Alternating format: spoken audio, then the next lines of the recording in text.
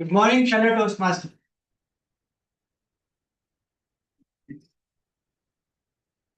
Okay, start हुई. Good morning, fellow Toastmasters and dear guests. Sorry. My name is Sangam Ravola, and I'll be the Sergeant at Arms for today's meeting. And I welcome you all to the 48th meeting of Bright Hearts Toastmasters Club.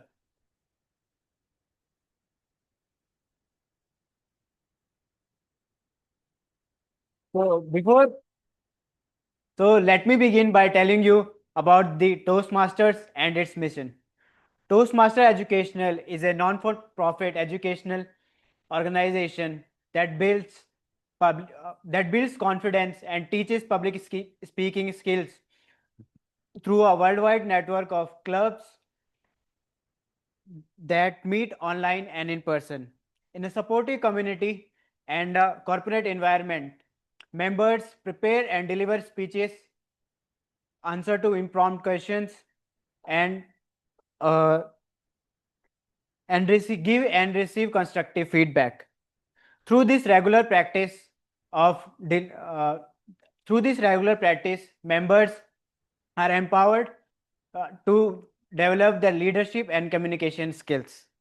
Founded in 1924, organization is headquarters in Englewood, Colorado, with approximately 14,700 clubs with 270,000 members and in 148 countries. We provide a supportive and positive learning experience in which members are empowered to develop communication and leadership skills. Before starting the meeting, I would like to mention few ground rules that we follow in our Toastmasters meeting. First, please turn off your mobile phones or put in silent mode. I'll give you 20 seconds to do that.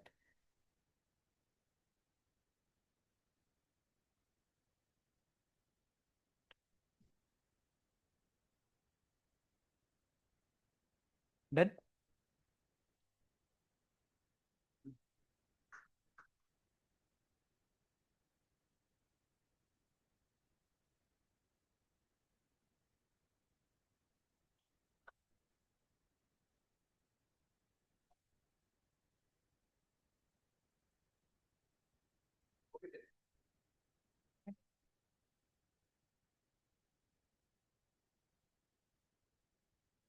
And done, everybody?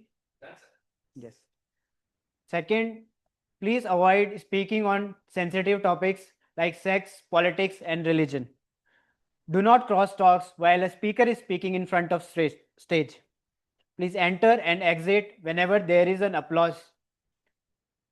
And follow a fist bump and handshake protocol whenever you are coming on the stage. Online members are advised to keep your videos on and stay on mute unless and until told by the TMOD of the day. Additional to this, the refreshments will be available at the right hand corner desk when you exit the door.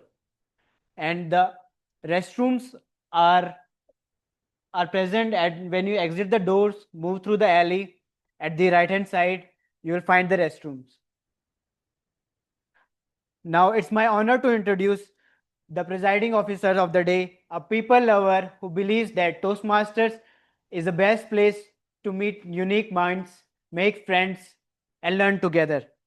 She's a district champion in international speech contest, table topics, and first runner-up in evaluation contest. A seven-tribe triple crown awardee, she has served all the seven club officer roles. As she has served as the area director uh, in New Zealand in District 121. Ladies and gentlemen, please join me in welcoming the presiding officer of the day, Arundhati Basu.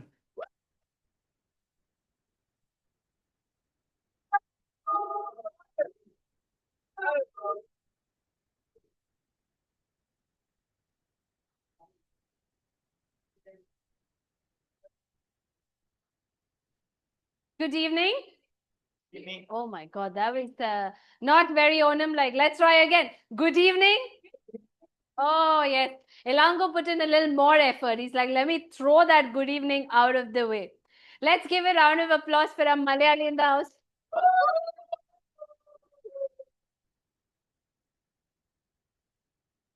Okay. So for all those who have defaulted today, we'll sponsor snacks for the next 10 meetings in turns. Because that many defaulters we have, including Nivedita. It's spirit and all.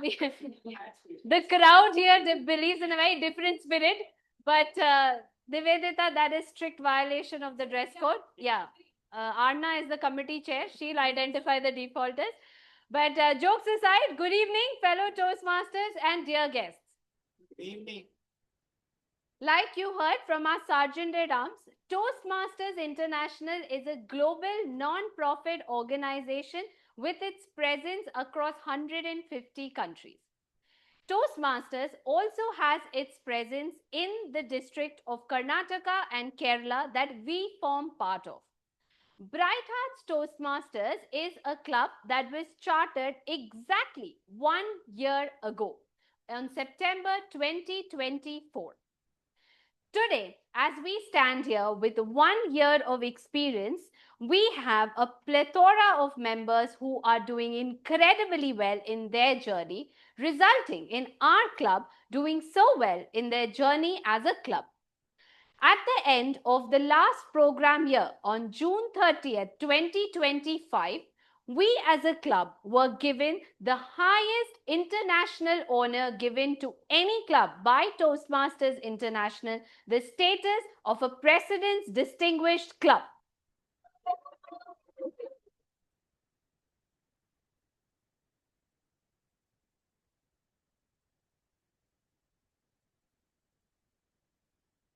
Starting strong on the back of being a President's Distinguished Club, we've got started from the get go this year. So far, we have already achieved 5 Distinguished Club Program points, which is a measure of the performance of a Toastmasters Club.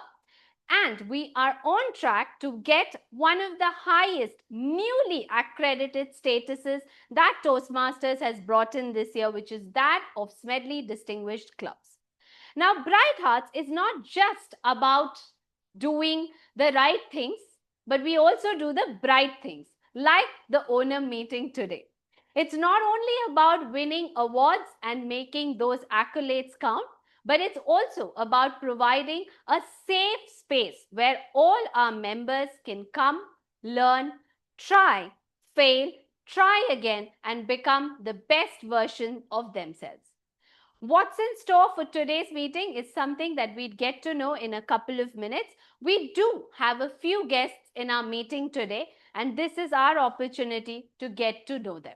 So I would like to start off with yourself. If you would like to come on stage, yes. She's so surprised. Tell us your name and tell us how you got to know about Bright Hearts. Let's give it up for her.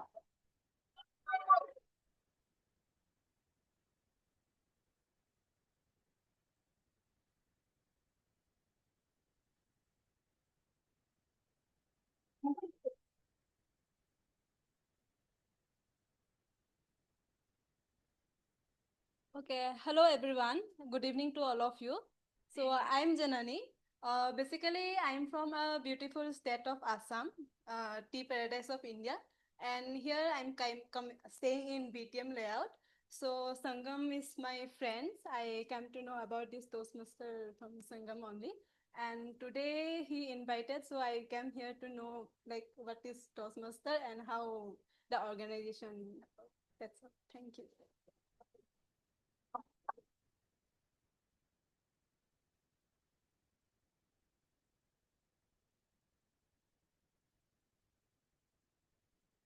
Thank you so much, Janani, for accepting Sangam's invite and joining us today as a part of the Bright Hearts meeting. I can absolutely assure you, you will totally enjoy this meeting. And then you not only come from a beautiful state of Assam, but you yourself, such a beautiful little girl. Sangam, you've got a very nice friend. But you know what the best part was? So women often speak through eye contact, right? So the minute I called her, she looked at Sangam and said, "This is not what I said."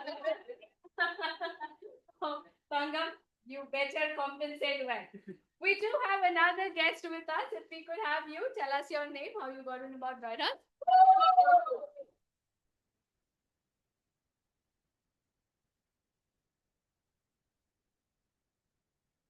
Just Thank you. Thank you, guys. My name is Rahul, and I come along with the Vibha. And these Atul and Vibha both are already Toastmaster member. So earlier I come with Atul, now I'm coming with Vibha. Yeah. So I am from Jodhpur, and yeah, this is how I got to know about this club. Thank you. Yeah. Yeah.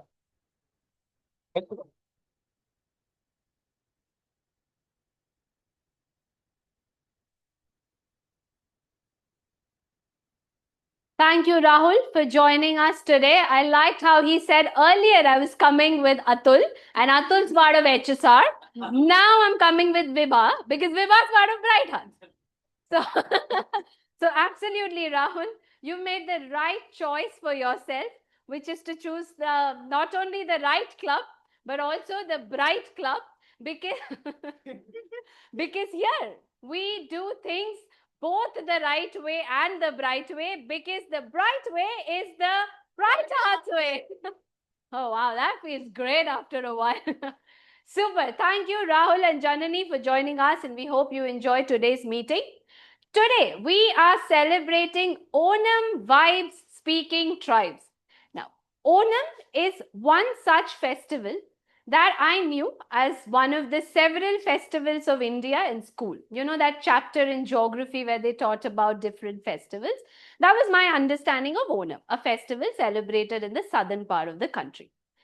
But actually feeling this festival and thoroughly enjoying the time when Onam happens only happened when I started my corporate journey.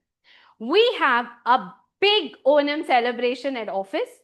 So at the first year, just seeing the flower arrangements, Mahabali, the drum beats, and most importantly, the sadhya, which I think everybody likes, whether you're a Malayali or not. You can always see the, yeah, Arna's like, I'm hungry.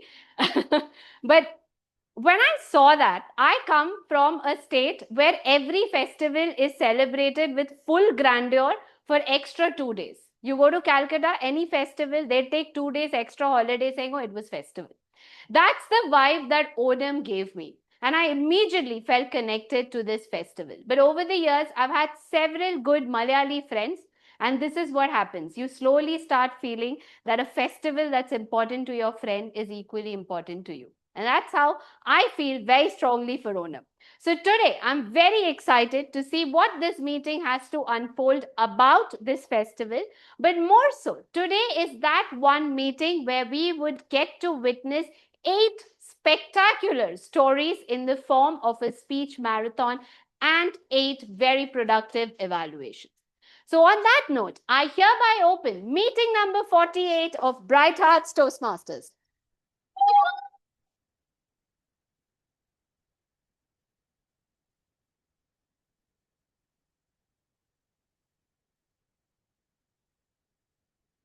So, to host this meeting today, we have this one member who told me that Arundhati, the dress code is ethnic, no, but I have to do something that looks very Onam like because I'm the TMOD, right? And my God, she's probably looking one of the most beautiful in the room today. She is one member who was so curious to become part of Bright Hearts, and from the minute she started her Toastmasters journey, it's been up and onwards. She's been growing, taking up different roles. Somebody we are extremely proud of. I would say one of the most poised, beautiful, and proactive Toastmaster. Ladies and gentlemen, please give it up for your Toastmaster of the day, Toastmaster Vibha Varde.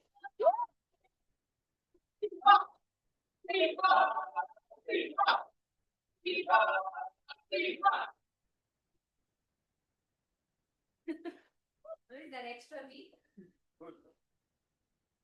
Good evening, fellow Toastmasters and dear guests. Happy Onam to each one of you. Happy Onam. Today's theme is Onam Vibes, Speaking Tribes. Can I get a cheer of all the Malayalis in the house today? Awesome.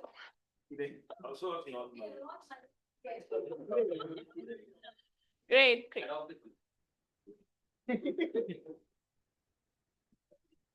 You people are looking fabulous in traditional attire. Women in sari, men in lungi. And my favorite song is Lungi Dance.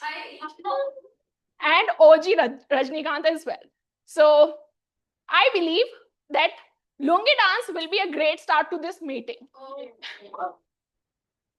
I would need 2 men and 1 woman on stage. 2 men and 1 1 woman. Yeah. Arna. Vishnu. Vishnu.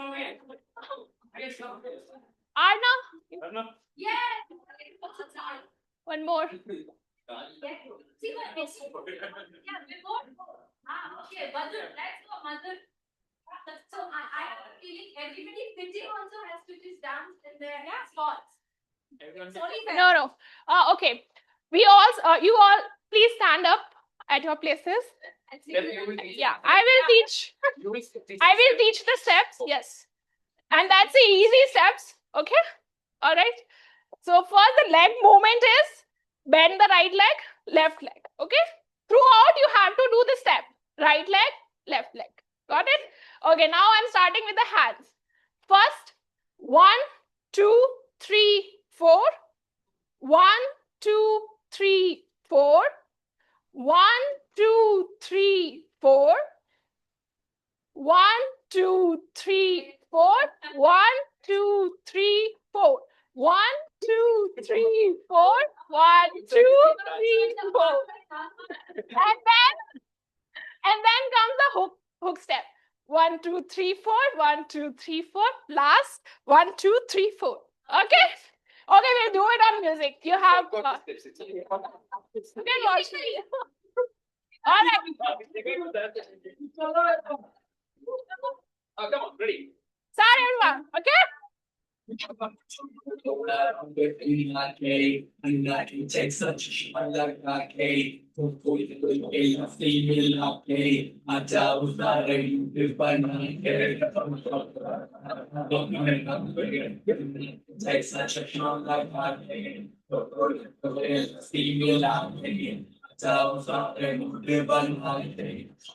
to be found, I stand all that to be found. I stand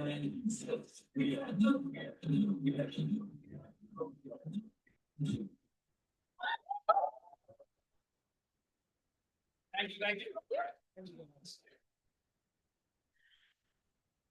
I hope you all are feeling energized now. Yes.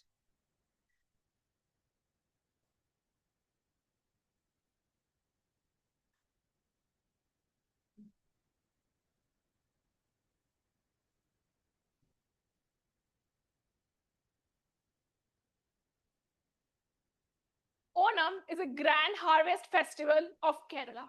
It is celebrated for 10 days with tradition, food, and togetherness.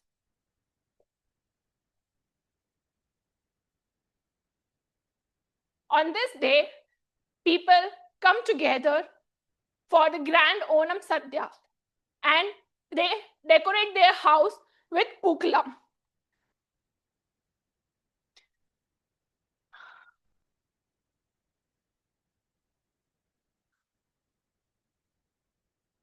The dishes on the Onam Sadhya serve 25 on banana leaf and the remembrance of legendary King Mahabali, a king who is loved by his people so much that they wished he could visit every year.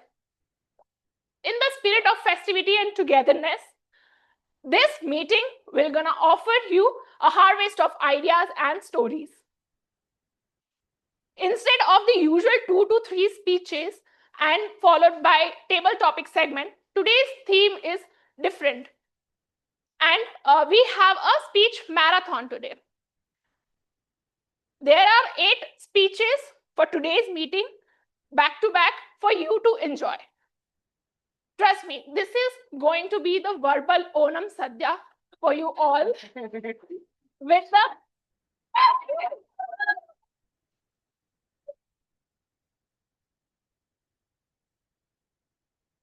with the dishes full of flavors, and not to mention wisdom and surprises.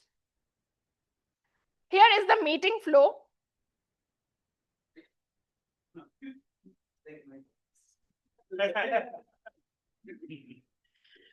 First, we are going to have the prepared speech segment where 8 fabulous speakers come on stage and deliver their speech. Then we will have a break for networking. After the break, we will again commence here to this room for the evaluation segment where 8 evaluators will come and give the feedback to their target speakers. Before we dive into the speeches, every marathon needs someone who can keep the pace. That is the timer. Let me introduce the role of the timer on stage. Toastmaster Ilango.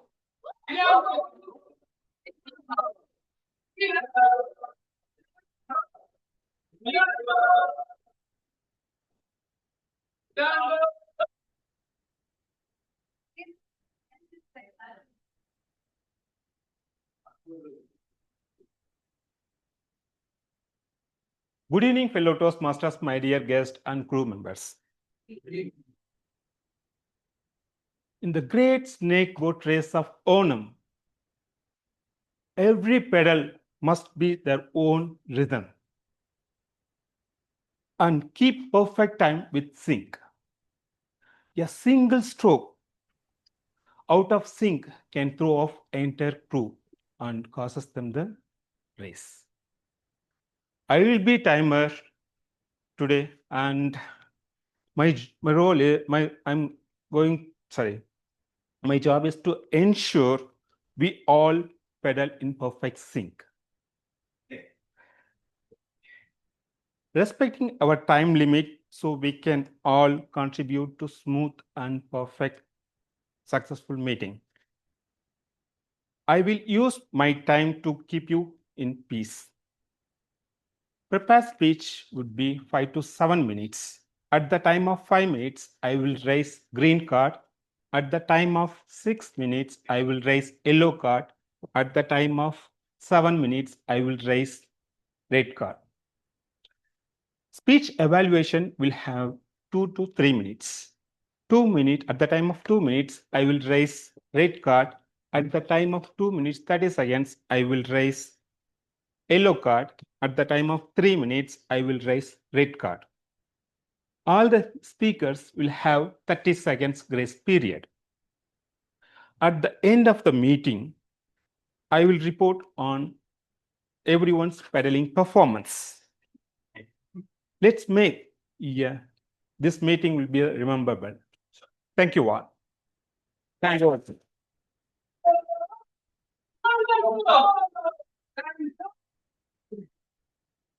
Thank you, Toastmaster Ilango, for briefing about the timing to the audience. Now, before going to the speech segment, I have a quiz for you all. And whoever answers correctly will get chocolates distributed by Akash. Are you ready? Yes. Yeah.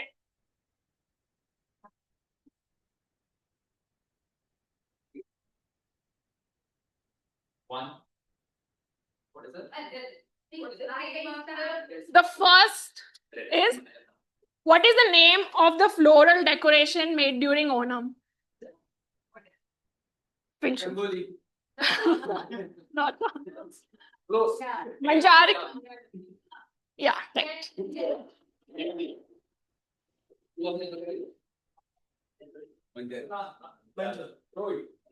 Okay. All right. Let's move to our prepared speech segment. With that, I would like to call our first speaker. But before that, I would like to call the first evaluator to brief about the project of their target speaker, Toastmaster Vibhor.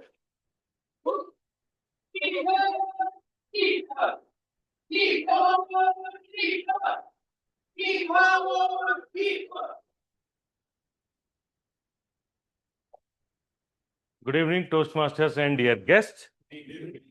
My target speaker is attempting her level 1 project 2, and this is related to delivering a speech and working on the feedback mechanism. I wish her all the best for his speech. Thank you so much.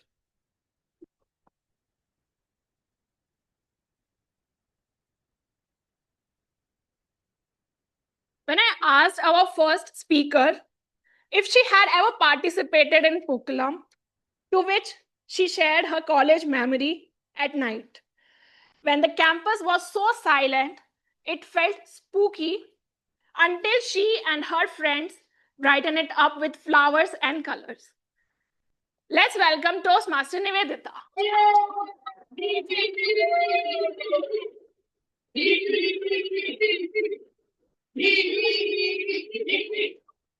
Wait,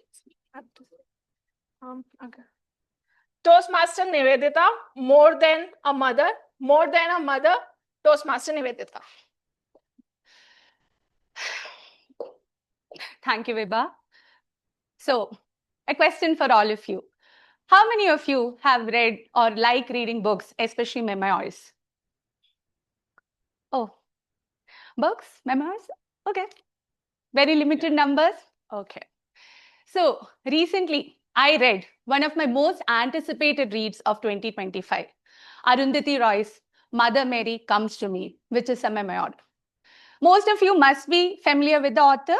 She is the author of God of Small Things, which won the Booker Prize in Literature in the year 1997. While I read that book had stayed with me long after I finished reading it, similar to Mother Mary Comes to Me. Good evening, fellow Toastmasters and dear guests. Yeah. So, if you guys thought that I'm going to give a book review now, you're sorely mistaken. No. I'm here because while reading that book, certain thoughts crept to my mind, and I want to unpack those ideas. Not to contest the beauty of it, but to contrast the beauty. That behind every Mother Mary image we project for our mothers, there is a real human being behind the same. So the book brings forth the main character, which is Mrs. Mary Roy, Arundhati Roy's mother. She was one of the foremost educationists in Kerala, setting up a school, Pallikudam, in a small hamlet in Kottayam, which was revolutionary at that time for its teaching mechanisms. Later, that one-woman army single-handedly brought down Travancore's Christian Succession Act, which prevented daughters from inheriting their parents' or father's wealth. But with all the badass that she was, she had her own unique way of parenting. She was a single mother suffering from chronic asthma and having to fight her own social battles. And at times, all these frustrations used to bubble over in the form of extreme apathy towards her children, that is Arundhati Roy and her elder brother. We as a society always have a way of glorifying motherhood, right? Like we always think of mothers as this all-sacrificing, ever-patient human beings who are ready to take up all the pain and sacrifices in silence. But let's be honest, normal upbringing is not that, right? Normal upbringing involves, yes, a lot of love, but it also involves a lot of slammed doors, loud words, and emotional messiness from both sides. If you think about it, there are instances where your mothers have lost patience and you actually get to see the real human being as human and as flawed in that person. But then again, society always has a way of glorifying motherhood, at times forgetting that there are real human beings behind that role. So this kind of brought to my mind my own mother, my sweet, tiny Rani Amma. She was very crucial in our upbringing, be it mine or my brother's, including decisions during schooling or any other crucial decisions. So my mother was a 9 to 6 working woman. She was handling the house by herself. I mean, dad's support was also there, but then she was the central figure. And mathematics was not at all her strong suit. But she took it upon herself that till 7th standard, she will tutor me. And post this 9 to 6 job, she would painstakingly prepare the portions, read, learn, and teach me. I still remember it used to have lot of frustrated words, loud screaming, hair pulling, all from my side, defiance, and ultimately drama worth a soap opera.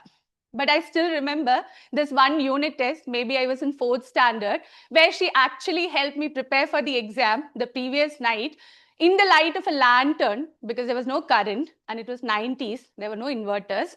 And I came out with flying colors in this exam. That is a very momentous moment for me. Now, in retrospect, when I think about it, I realize the kind of effort that went into that teaching and preparation. Recently, I went with my amma to Cochin, our ancestral property. Now it's all in ruins, full of thickets and bush. So while walking through that grounds, I was thinking and reminiscing that, okay, my mother also, once upon a time, was a young girl, a young woman, going to college, bagging her job, walking these grounds with dreams and aspirations.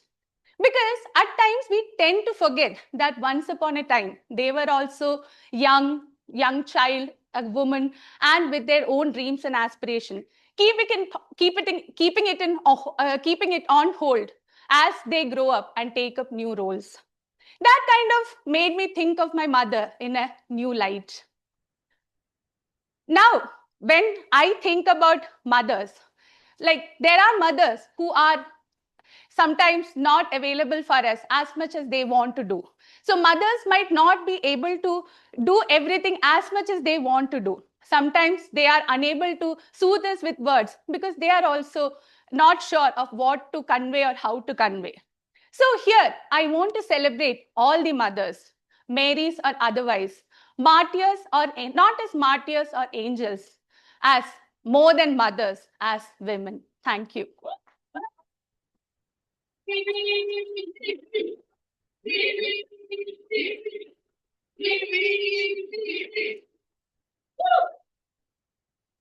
Thank you, Toastmaster Nivedita, for a beautiful speech on, like, we tend to forget our mothers also played a woman role when they were young. They had dreams, and sometimes we should celebrate the sacrifices they have made, where we should feel them good.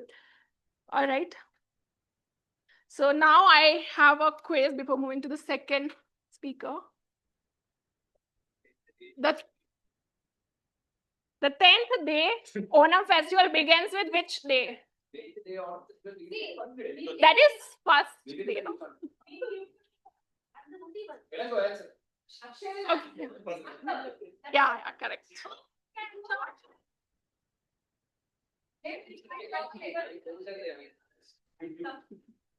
Now it's time to call the second evaluator to explain the project of their target speaker. Let's welcome on stage Toastmaster Madhav.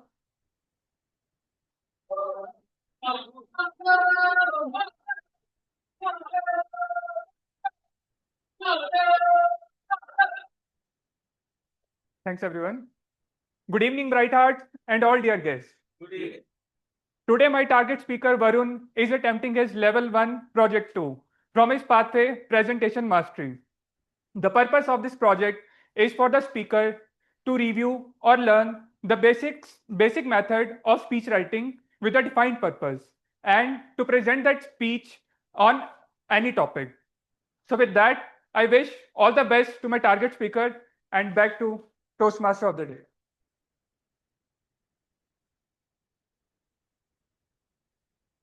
Thank you, Toastmaster Madhav.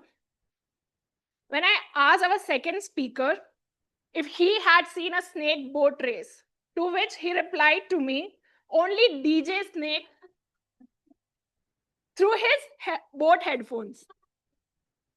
So clearly, music runs faster in his veins than the boats on the water. Let's welcome Toastmaster Varun.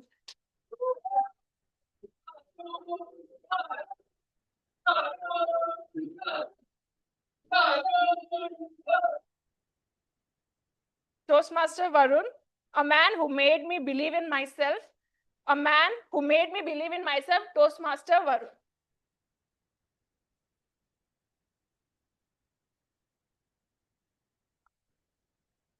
Guys, let's play a small game.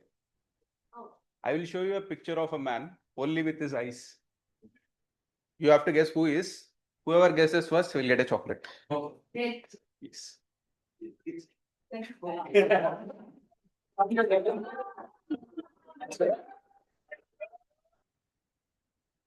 This was the one. Great start. Yeah, please guess again. Okay. You do wish to. Oh.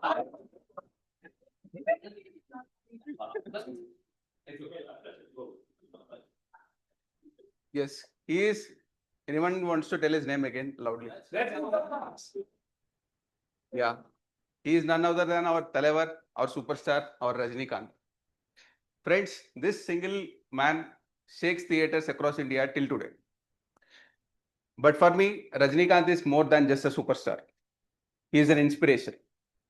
His life's journey from bus conductor to becoming an international icon always motivates me. His life's journey shows the essence of self-belief and hard work.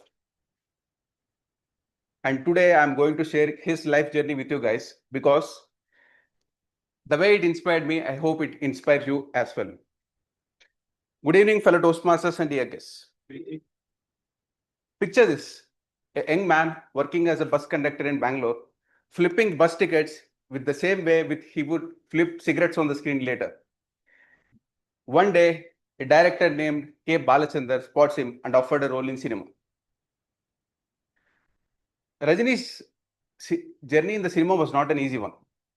When he initially entered the cinema, movie critics didn't like him. He told his skin color is black, he has a very average face, he wouldn't survive for a long time in the cinema. But Rajini never complained. In fact, in the initial days, he used to get just small villain roles and side characters. But he used to give best for each role. And slowly something magical happened. People started to like his style and his presence in the movies. One such classic example is a movie named Billa, which released in the 1980s. Till that time, people knew Rajinikanth just for his villain roles and some small side characters. But after this film, he transformed into a full-fledged hero and started giving blockbuster after blockbuster. From Mundru Puttu. In all these movies, Rajinikanth didn't just enter the screen, he owned it. People would just skip exams and jobs just to watch his movies. Theaters would erupt. Fans used to pour milk on his posters. And for them, Rajini wasn't just an actor, he was a festival.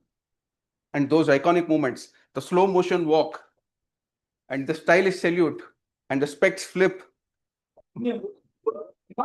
were not just style, there was swagger lessons for the generations. But every blockbuster has an interval.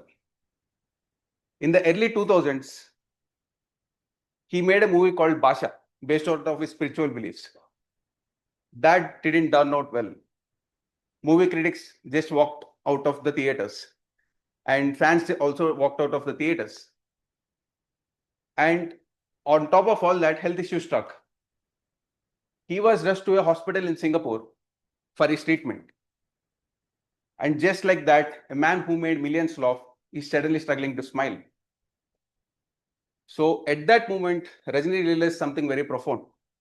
Stardom can give you praise and applause, but it cannot give you peace. So where did Rajini find his peace? Not in Chennai, not in Mumbai, but in Himalayas. So yes, Rajini disappears from limelight every year and goes to Himalayas and meditate among the monks. He often tells that in Himalayas, no one calls me superstar, I am just Rajinikanth. That humility, that surrender is what brought him back to life again. And just like a true hero's comeback, he came back with several blockbuster movies like Chandramukhi, Robo 2.0, and every movie is a biggest blockbuster. And with each movie, he told to the world that you can fall as an actor, but you can rise as a legend. So guys, what do we learn from Talaivar Rajinikanth's life? Personally, his life touched me in many ways. I used to be insecure about my skin color. But when I saw a man with the same skin color as mine rocking the screen with style, my insecurity disappeared. I realized that greatness has nothing to do with skin color. It is everything to do with confidence. Rajinikanth's spiritual journey also inspired me very much. When situations in my life that doesn't go as I expect, I go inwards and connect with myself. I do meditation, go for solo trips, and try to reconnect with myself and find peace. And his life also taught me about perseverance. His journey was not an easy one, but he never gave up. That is something I always tell to myself, that no matter what happens in your life, never give up. And friends, if a bus conductor can go on to become an international icon, every one of us also have the potential to shine in our own way.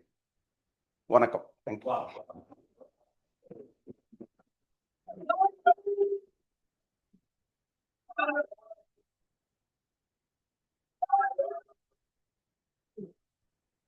I agree with you, Varun. Rajnikant's motivational journey from a bus conductor to a superstar. Fabulous. Now it's time for the next quiz. Which sweet dish made of jaggery and coconut milk is must have in the Onam Satya?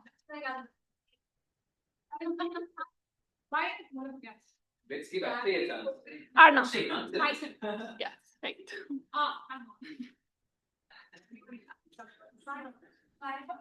Now it's time to call the third evaluator to explain the project of their speaker. I would like to call Toastmaster Madhur.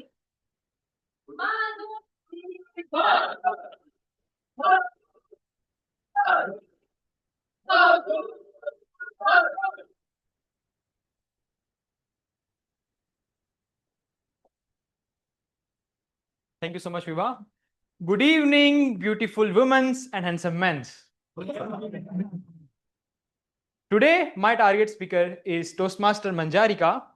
She will be attempting level 1 project 2, and the purpose of her speech is to write or learn the basic understanding of writing a speech. She will present a speech on any topic, and with that, I wish all the best to you. Over to you, Toastmaster of the day.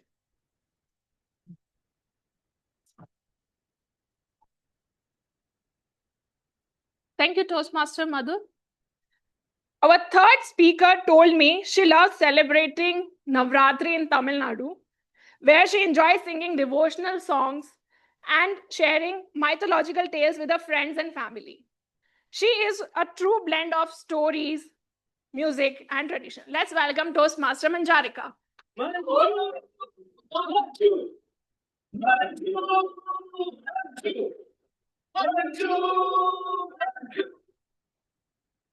Toastmaster Manjarika, a shocking yet profound experience. A shocking yet profound experience, Toastmaster Manjarika.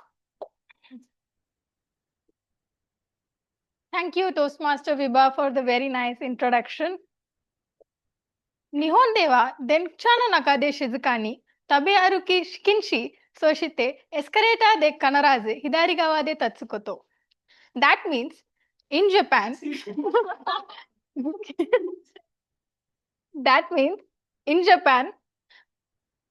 always stand on the left side of the escalator, do not eat while walking, and always be quiet in trains. And I broke all of these rules on my first trip to Japan. By mistake, of course. That's when I realized that no matter how much Japanese I learned, the real lessons came from the culture shocks in the country. A very good evening, my dear Toastmasters and dear guests. I am Manjarika, and today I want to share with you some of my shocking yet profound experiences in Japan. Many of you might already know that Japan is famous for its professionalism. But I didn't fully understand its extent until I called a plumber to take care of a plumbing situation at my house. When the doorbell rang, I opened the door to see a man in perfectly pressed coat suit and a tie. My brain started buffering, trying to figure out why this gentleman, who looks like he's about to take an interview, standing in front of my doorstep. And as you all might have already guessed, he was the plumber. That was some next level of professionalism. That kind of professionalism came from a culture of great respect and humility. Japanese people are crazy humble.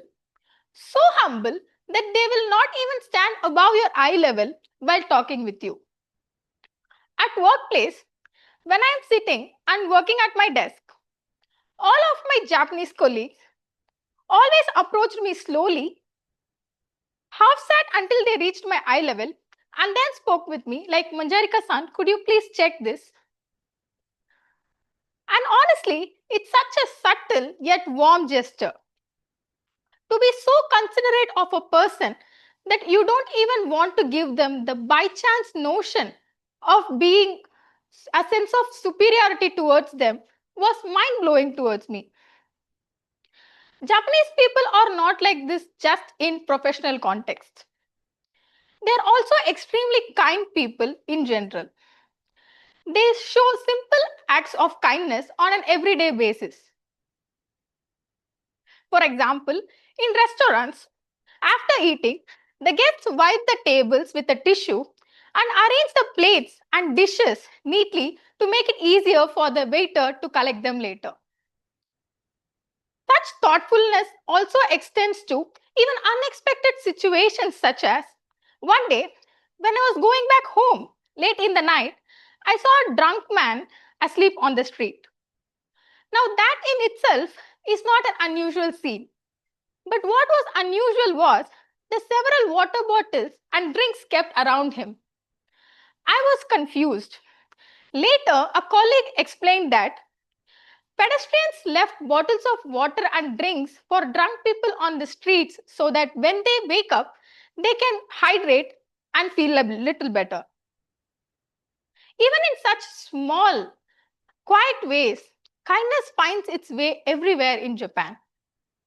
Japan impressed me a lot in many ways, but there were also moments that challenged my sense of reason.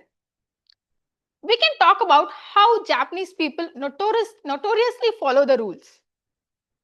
At workplace, they were completely cool if I made some critical mistakes on my task.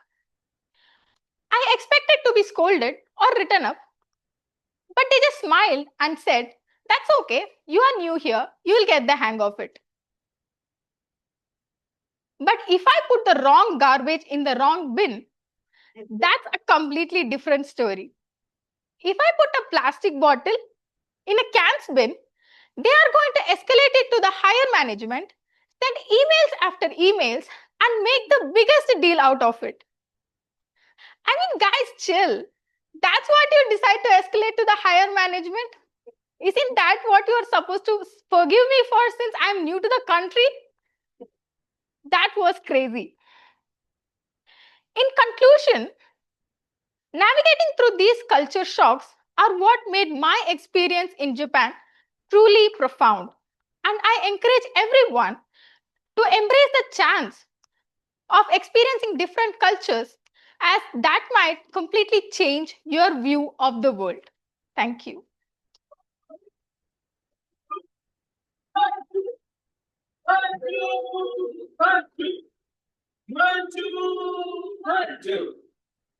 Thank you, Toastmaster Manjarika. I would also like to experience a Japanese talking to me at my eye level someday. Okay. Moving to the next quiz. Which sport is famously associated with Onam and involves long boats? Ilango. Long snake boat. Yeah, but do you know the name, Malayali name also? Anyone? Vasi? Now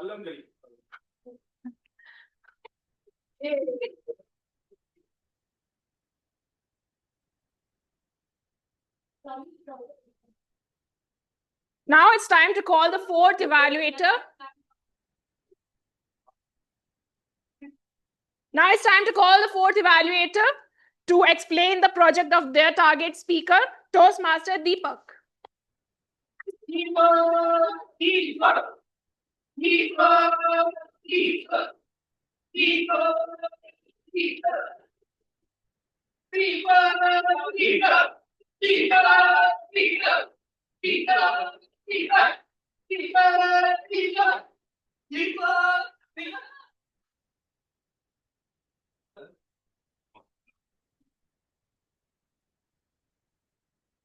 So good evening, fellow Toastmasters and any guests. My esteemed colleague Somil Gupta is going to present his level 1 project 2 speech, which is about on engaging humor pathway. And the project 2 is about evaluation and feedback. So here, after this speech, speaker is supposed to evaluate somebody else's speech and then incorporate the feedback in his side. So with that, I'll give all the best to my speaker. Thank you.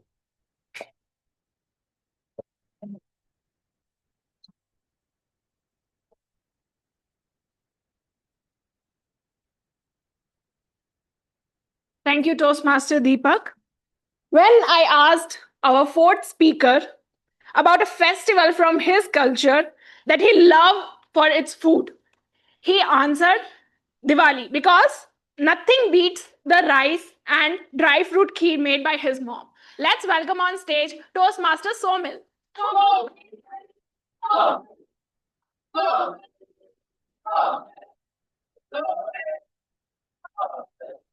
Toastmaster Somil, subtle art of procrastination.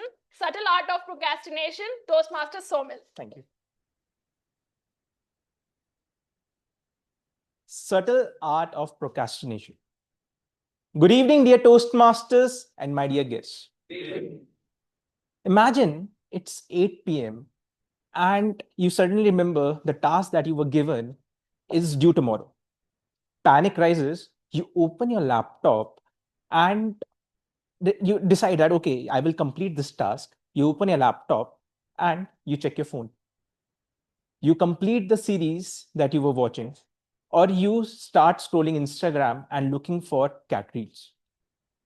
And when all this happens, you realize that it's too late and you convince yourself that you will complete the task tomorrow morning. This is the cycle of procrastination. Can like quick raise of hands if you cannot relate to this? You cannot relate to this? Okay. So it feels good that most of us are in the same boat. So what exactly is procrastination? Deliberately delaying a task. What is procrastination? Deliberately delaying a task and knowing that in future it will haunt you back.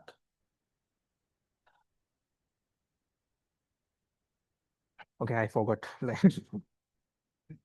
Yeah, procrastination, exactly. Yeah. So let me tell you a story about procrastination because I was a professional procrastinator. And well, clearly I am, because you can see the dress code. I'm not following the dress code. So last year, I went to Goa for a 3-day trip. It was, I came back on Sunday, and next morning, next Monday morning, my manager gave me a task. It was a pretty simple task, and I thought I will be able to do that in a day, but I asked for 2. And because Goa was still in my blood, so I decided to chill a bit, maybe watch 1 or 2 episodes on Netflix and then complete the task. But one episode changed to an entire season and I ended my day. Next morning, very confidently in my stand-up, I told my manager that I've done the half of the task, and it will be completed by today. After that, when I sat to work, I opened my laptop, and suddenly there was an inner voice which said, "Hey, Somil, you should not leave things in the middle. Let's complete season 2." And you guys know that I'm a very obedient person. Yeah. So I completed season 2, and by evening when I finished it, I thought, let's sit and complete the task. The task, which seemed very easy, was actually complex. It had multiple moving parts, and I thought, okay, I had a lot of doubts, but now it was too late to call my manager. I went down, started reading the documentations, coding, debugging, black coffees, and all-nighter.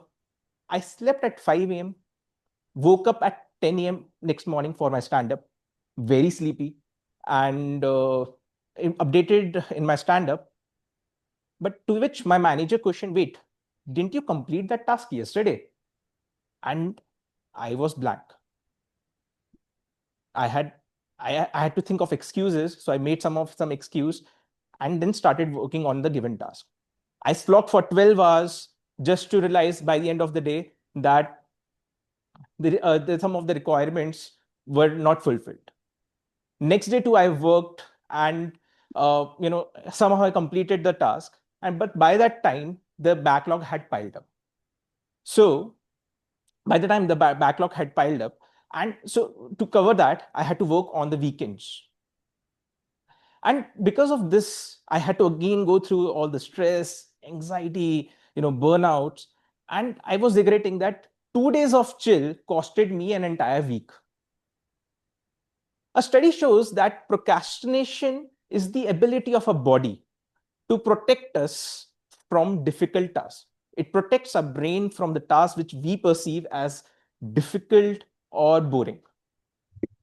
So we resort to doing some simpler things, which reduces our stress level. But as we move on, as we keep delaying, these tasks become very difficult. They become monstrous, and over the period of time, you start feeling stressful. You start getting the feeling of burnout. Procrastination is not always bad, though. Sometimes you get the best ideas at the very last moment, because procrastination forces you, or it forces you to get creative, to focus on the required thing and think out of the box. But that doesn't mean that you should always do that. So when I retrospected the situation, I questioned myself where I was going wrong, what I was doing, that because of which I had to face all these issues. So I made up my mind, and I decided, okay, let's work on myself and work on myself. So I started with writing down daily tasks on a piece of paper, so that it gives me a sense that what all tasks I was supposed to do. I also started writing the priorities to it, so that I get understanding, like what are the, which task has to be done at the highest priority level. Because of okay, at the highest priority level.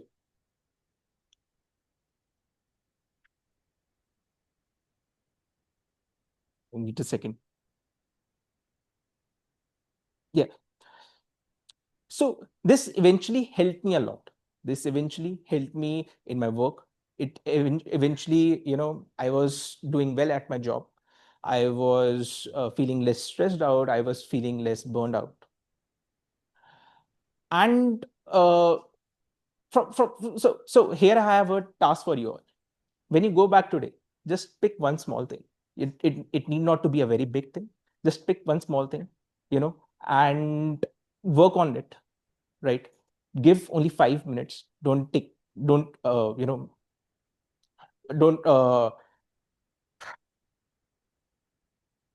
yeah, take 5 minutes and work on it, and eventually small things will grow, will help you to grow exponentially, and learn to fight procrastination and master the art of procrastination. Thank you.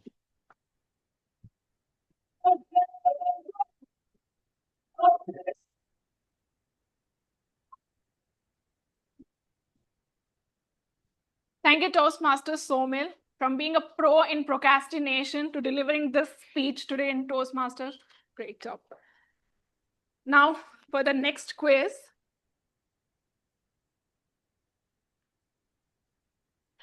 What is the name of the colorful folk art where people paint themselves as tiger and dance to drum beats? You know?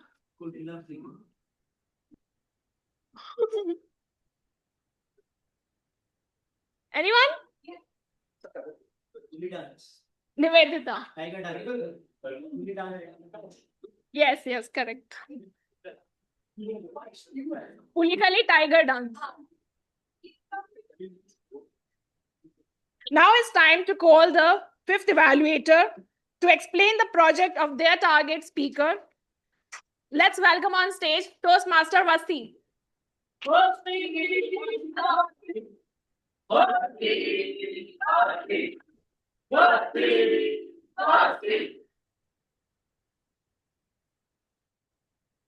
Thank you so much, Vibha. It's so nice to see all of you in the traditional attire. And I just want all of you to give a big round of applause for Ilango's son. He has also come in the same attire. So,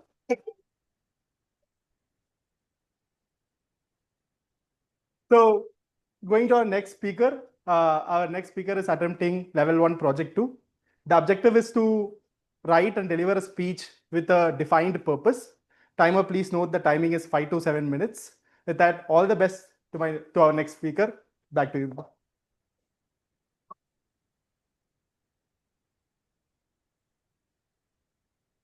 Thank you, Toastmaster Vasim. Our fifth speaker believes one payasam is never enough. He wants to taste them all, like palada, parippu payasam, and many more. So let's welcome on stage Toastmaster Sumit.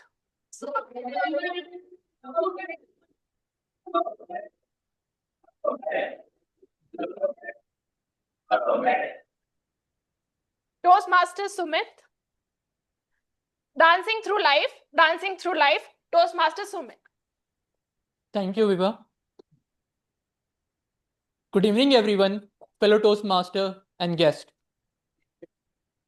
If you were to ask me one thing that instantly makes me smile, it would be dance. For some, dance is entertainment. For others, it is an exercise. But for me, dance is freedom. It is that magical moment when the music starts, when all the stress, all the worries, and all the doubts fade away. Today, I want to take you on a journey with me, a journey that began not so long ago in early 2024. A journey that started almost casually as an experiment, but has transformed me in ways I had never imagined. Back in 2024, my days felt predictable. Wake up, go to work, come back, sleep, and repeat. While it was a comfortable rhythm, it was one that lacked excitement. I wanted to have something different, something that wasn't about work, emails, deadlines, assignments, etc. After a bit of pondering, I decided to try dance classes.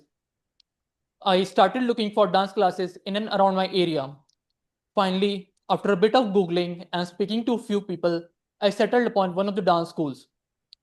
They had dance classes for adults in the evenings on weekdays and in mornings on weekends. It went along nicely with my schedule. 2 days a week I would show up.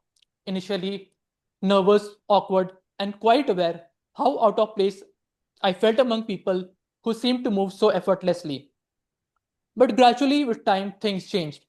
My awkwardness melted into movement the moment the music started playing. I realized it didn't matter if I was perfect. What mattered was that I was present. Suddenly, the two classes quickly became the highlights of my week. Now, the more I danced, the more I wanted to dance. What started with 2 days a week quickly escalated into 3, 4, 5, 6, and eventually all 7 days a week. Sometimes I would even skip my evening meetings at workplace to attend these classes. And it was not just about learning new steps, it was about learning new forms as well. Bollywood brought out the raw energy and drama in me. Semi classical connected me to grace and tradition, and hip hop challenged me with raw power and style. Each form teaching me something different, and each step bringing me closer to myself.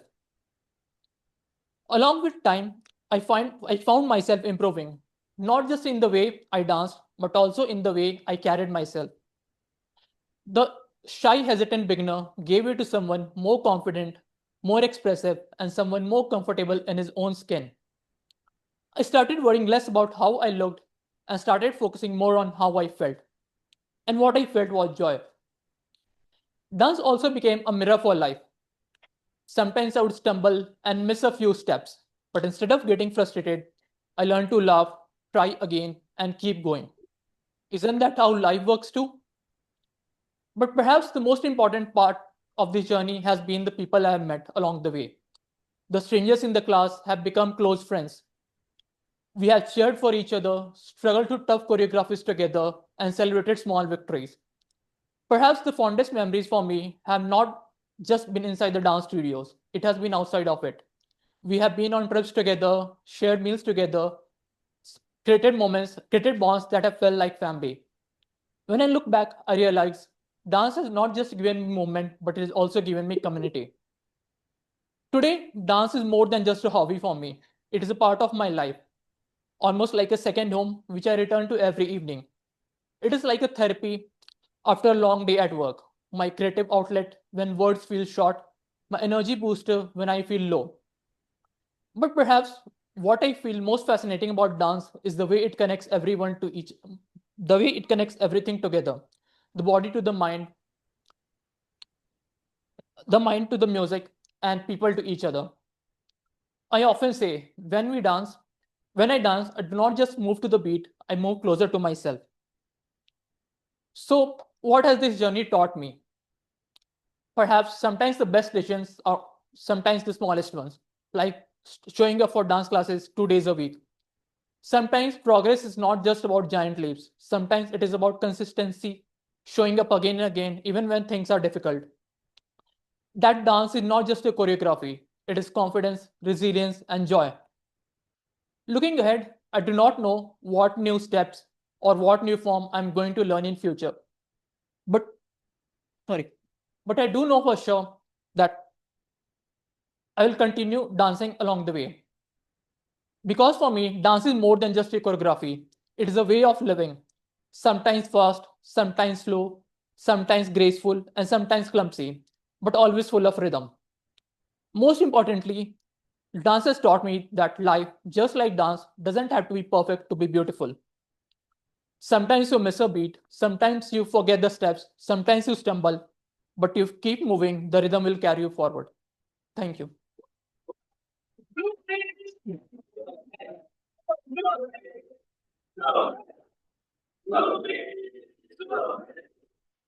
Thank you, Toastmaster Sumit. I can't agree more with you. I also feel that dance makes us feel alive. After a hectic day, a small dance can make a mood light. All right, let's move to our next quiz. Which classical art form of Kerala is famous for its elaborate facial makeup, colorful costumes, and dramatic storytelling? Dipsha. Correct.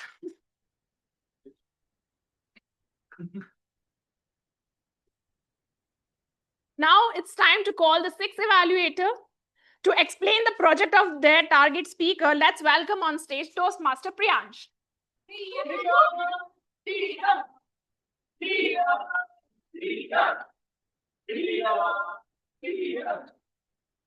Good evening, everyone. How are you guys doing? Nice. So my target speaker, Twinshu, is attempting level 1 project 4. The name of the project is evaluation and feedback first speech. The purpose of the objective of the project is to deliver a speech and receive a feedback and then incorporate that feedback in the next speech. With that, I wish my target speaker all the very best.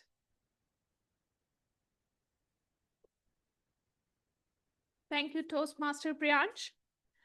When I asked our sixth speaker that just like Onam, which is the most colorful festival he has experienced, and he instantly said Holi. Nothing beats playing with colors with friends and family. I am sure his speech will splash some colors on us today. Let's welcome on stage Toastmaster Twinshu.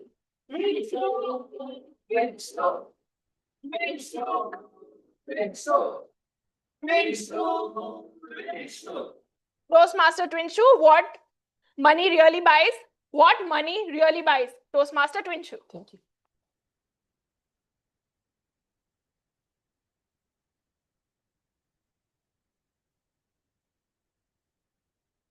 In my opinion, money is often misunderstood. We often think about money is about buying luxury cars, big houses, and often it feels like we can buy even happiness, but I doubt. But it buys something even deeper. Good evening, bright hearts, Toastmasters, and dear guests. This thought struck me when two people unknowingly nudged me to start reading a book. The first one was a fellow Toastmaster, Akshay, when he spoke passionately about how fewer and fewer people are into reading books these days. Does anyone remember the theme of the meeting? Yeah, Vibhor. Yeah, the correct. It's the death of reading. And it made me think why I should start reading a book. The second nudge comes when I asked my friend what she's doing new these days. And she said she's into reading books. And I got the answer why I should finally start reading a book. And I started with the only book present in lying in my room, and that was The Psychology of Money by Morgan Housel. I started with just half an hour a day, but soon I was hooked. And sometimes I just started and I went straight to complete the chapter in 1.5 hours as well. It stick me, and one lesson stood out for me, and that was, and I feel that was also be relatable to you as well. And let me tell you the experience, what I felt. Think of your happiest memory this year. So I'll again ask you the question. Just think in your mind, what is the happiest memory around this year? And now ask to yourself, was it something you bought or something you experienced with someone special or at some place? I hope, and even for me, my answer would be always the second option. It was the time for me, that memory was in January this year, when my parents were going to Ahmedabad, Gujarat for my cousin sister's wedding, and I had no plan of joining them. I was the one who get them the tickets months in advance. But just before a week, when I was talking with my in telephone that they were packing bags and very excited to go, I also got excited. I will also go that. The next thing I did is I opened the laptop, checked the flight tickets, and it was actually eye-popping event for me that the flight tickets from Bangalore to Ahmedabad, it's one way, is around 30 to 35,000. And I felt a second, and I felt like the rocket has already taken off a year before, and I missed. But finally, with my help of my friends, I finally found a flight ticket which is on the same D-Day, and reached Ahmedabad at 3 a.m. in the morning. A stranger struck me up with the conversation that,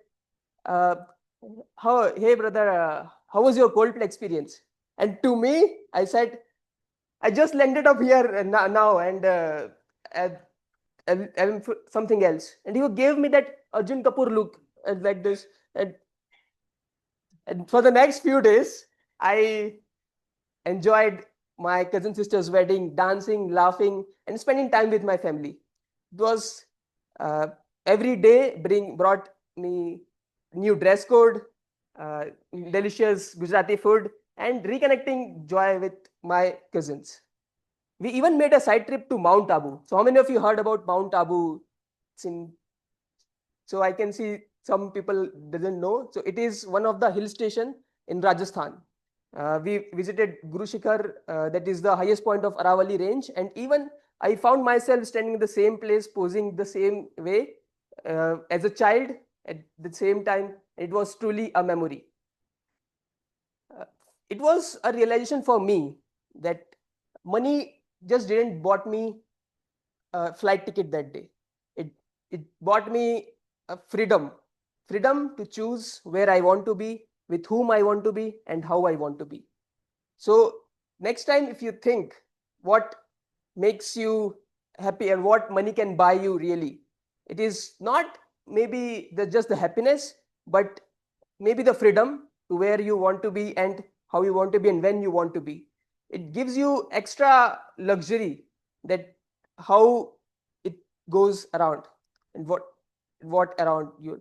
So next time when you think of about your own life and the money, just think of yourself, think that are you chasing things or maybe choosing a freedom. There's also I got to know when I was reading, and it was highly related to me, that I already enjoyed and lived that moment before. The second part is the wealth. Wealth in the sense, what exactly wealth means to me, and the around the book. So if you have wealth, it is you have wealth, you can decide whatever you want to be with the time. You wake up and do what you want to be. Is that what you can decide? So next time I'll just repeat that, if you what you want to be, I mean, if you're chasing this freedom or choosing things. Thank you. And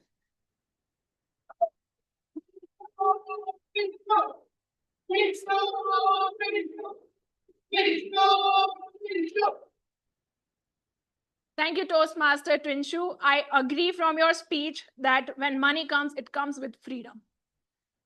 Now it's time for the next quiz. Which rivers backwaters are famous for snake boat races during Onam? Arundhati. Yes.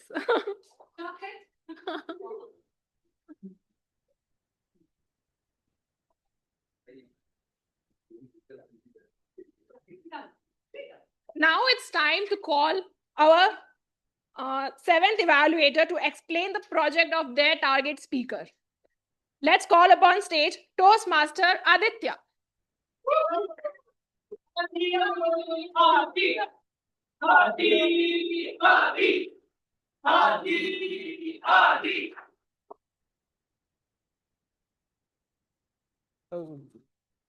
Okay.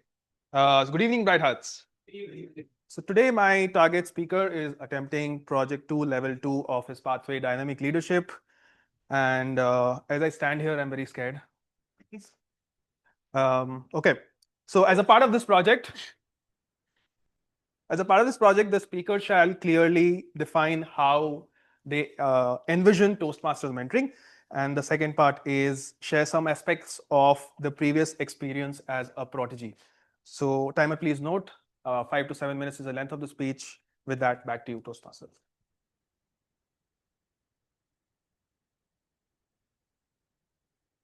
Thank you, Toastmaster Aditya. Our seventh speaker admits that Onam Sadhya is the real highlight for him. In fact, it's the only day he happily turns vegetarian for all the grand feast. Let's welcome on stage Toastmaster Akshay.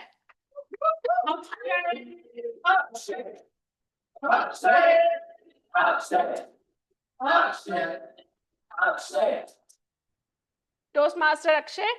Thanks to Raj. Toastmaster Akshay.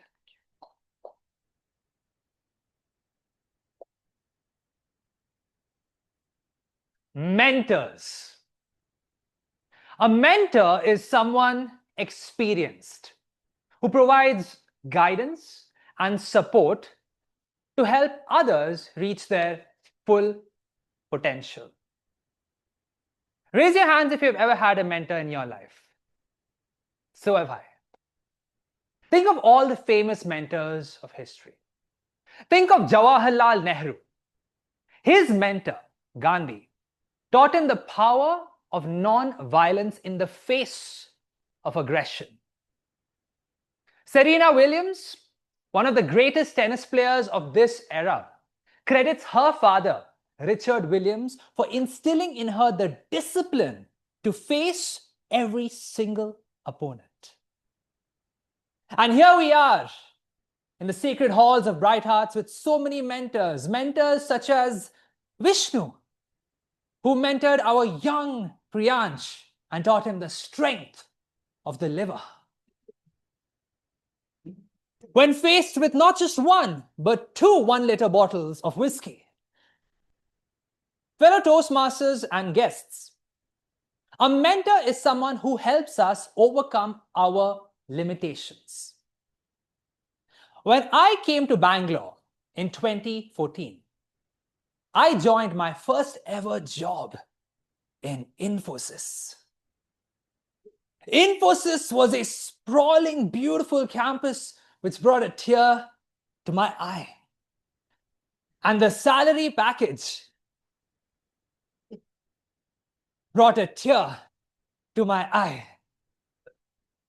Infosys was an environment that was free of hate, if what you hate is money. But despite the poor pay, in 2014, all the way till 2017, my time in Infosys was memorable, thanks to my first manager, Raj. Now, Raj, he was a master of building camaraderie amongst his teammates. Every Monday, Raj would come to my cubicle and say, Akshay, kaise ho? Weekend, how's it? Good? Friends? Girlfriend? That is when I learned my first lesson. In order to build a strong team, you need to build stronger bonds. Raj wasn't just a manager. He was someone who genuinely cared for all his employees within and outside the scope of his work. Raj was also someone who had an adept eye when it came to noticing strengths. One day I was slacking off at work and I created a computer game on a web application. Within minutes, all of my coworkers came to my cubicle to play the game. When Raj saw this, instead of reprimanding me, he recognized potential. He saw my strength in front-end design and user experience.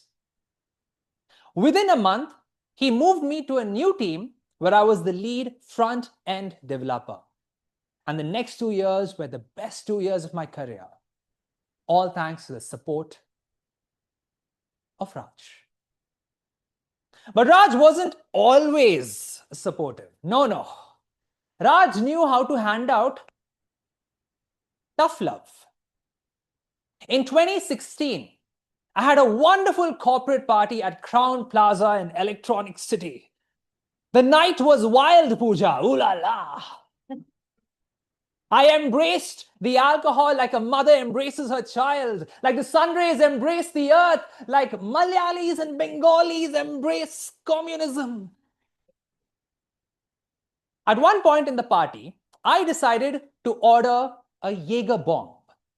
It's a German cocktail, not just for me, but for my 25 other co-workers as well. Janani, that is when I found out that a Jaeger bomb costs a bomb.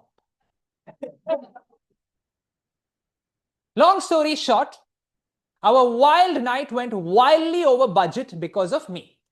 Raj was furious. The next day, Raj pulls me into his cubicle and asked me, Akshay, what is this? Why did you spend on 26 Jaeger bombs? You are going to pay 3,000 rupees from your pocket right now. 3,000 rupees. I was a fresher at Infosys. Infosys freshers are so poor, the only way we have 3,000 handy is if it is in Monopoly money. Infosys freshers are so poor that when we go to KFC, we bring the chicken from home and ask them to fry it.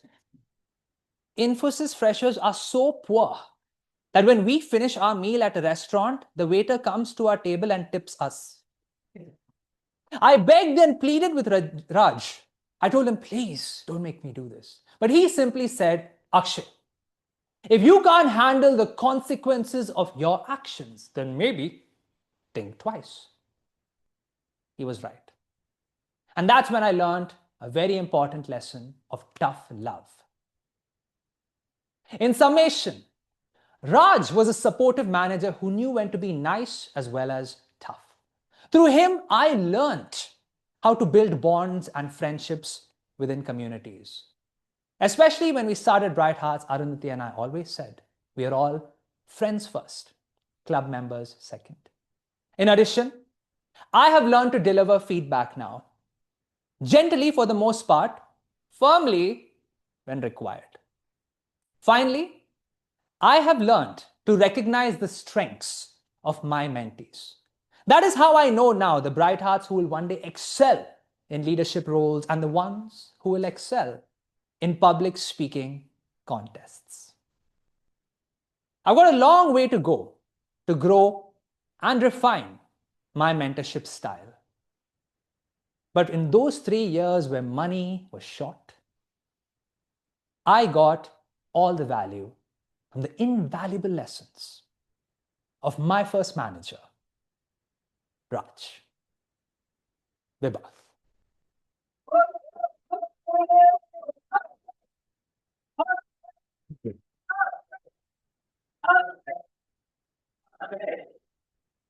Thank you, Toastmaster Akshay. Now I know why Infosys people are so poor and they get tip from waiters when visiting restaurants. Next, let's move to our quiz. What type of attire do women and men traditionally wear during Onam? Anyone?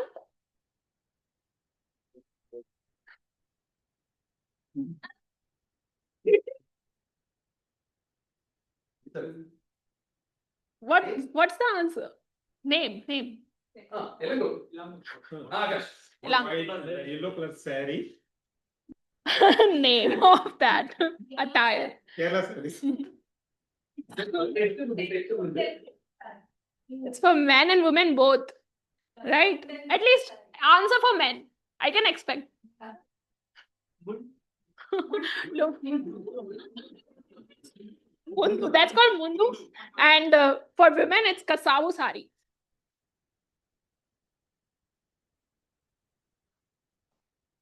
Okay. Now it's time to call the 8th evaluator to explain the project of their target speaker. Let's call on stage Toastmaster Anna.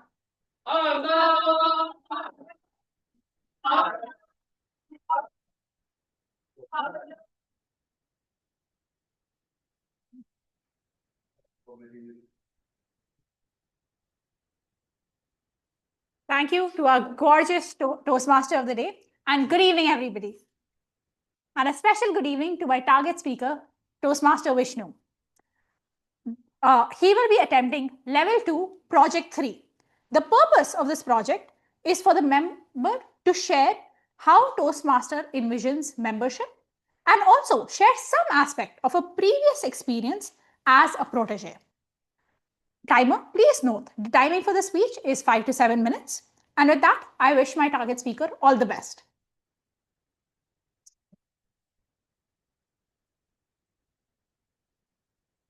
Thank you, Toastmaster Anna. When I asked our 8th speaker about his favorite childhood memory of Onam, to which he said to me that until 5th standard, he was always chosen to play the role of King Mahabali, not because of his acting skills, but no one could compete back then with his pot belly back then. Let's welcome on stage Toastmaster Vishnu.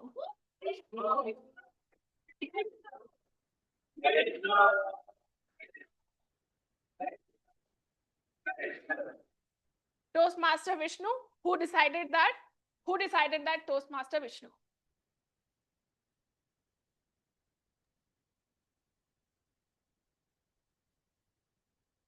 When I was 22, I thought I have finally made it. A boy from a small town who had 12 back papers across 5 semesters cleared them all by the 6th and got placed into a TCS through campus placement. Bright Hearts, Toastmasters, dear guest, good evening to all of you. I was proud until I met Java. You all got it. The same programming language you all are thinking about, right? Imagine this. A mechanical engineering student sitting in a corporate training room and staring blankly at a code. I started doubting myself. Eventually, with the same self-doubt, life took me to a new job at Allianz. In those early days, with those self-doubt, I was even not expecting me to perform even at a below average level. Until one day, I saw someone speaking on a meeting. A man who was speaking in normal English accent with pauses, fillers, crutches, and grammatical errors. Still, people were aligned with him. Still, people listened to him. People agreed with him. I got curious. I asked my colleague, who is leading that meeting? He said, that's Sunil Kumar Ravindran, our solution architect. And those days, I was even afraid to say hi to him. But time had a different sense of time. It was annual day, Allianz. And most of the below average employees were hanging around the bar. And I was drinking alone in my car. And I saw Sunil walking by. And he suddenly looked at me and said, "Hi, Vishnu." I got surprised. He knew my name. And he got into my car and then said, he asked me, "How are you doing, Vishnu?" My response, "Below average." To which he responded back. He asked, "Who decided that?" That made me think. A few days later, I saw Sunil speaking in a meeting again. Again, people were aligned, respected him, agreed with him. And I walked up to him and asked, "How are you doing this?" To which he responded, "Vishnu, first you believe you can. Rest will fall in place." I wasn't convinced. How can I get convinced when I don't know what I am good at? When I shared this with him, he shared me a personal story that he had stammering issues. And he had to prepare for each and everything what he wanted to tell. That moment sparked me. And from that day onwards, I started reading more. I started taking certifications, dived deep into the work which I am doing, and I started seeing results in my performance. It was not really the results, the performance results. It was really about the belief he had nurtured in me. And as years went by, I was given a chance to take a presentation in front of a client. The old me would have ran away. But this time, I called up Sunil and told him, "Sunil, I'm nervous." To which he told me, "Vishnu, prepare for the worst to come. Anticipate what may come, and you go for it." There I was. I delivered that presentation successfully, and from that day onwards, I've delivered 25 plus technological sessions across organizations. And for Sunil, he had delivered more than 100 technological sessions, and he delivered his first TEDx speech in Jan 2025. You might be thinking I'm bragging. It is not about me. It's about a man who always had something to brag, but he never chose to. But instead, he chose to show a insecure, underperforming kid what he can become. That's truly mentorship. Mentorship is not always about a map. It's about a mirror. It always will not have, "Here is the answer." It always says, "Who decided you can't?" Sometimes your mentor will say something on the right day at the right time, and that will change your life to a few degrees. And you will become a man who you admire. Today, I just don't admire Sunil. I walk the path he showed me. Because mentorship is not a one time conversation.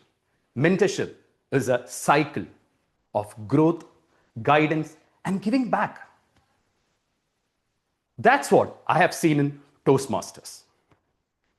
Toastmasters mentors listen, guide, and believe in us before we believe in ourselves. Toastmasters mentors help us to speak when we don't know what to say. They help us to lead when we feel like we are followers. And they help us to be not just speakers, but better human beings. Just like Arundhati, Akshay, Vasim, Neville, and Mani in our club. So, if you had a mentor, thank them. If you didn't have one, seek one. And if you're ready, be one.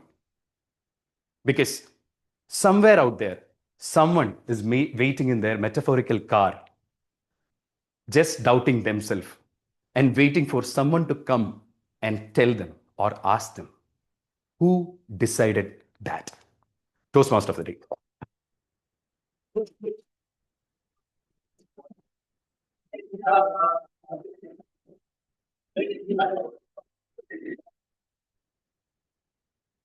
Thank you, Toastmaster Vishnu.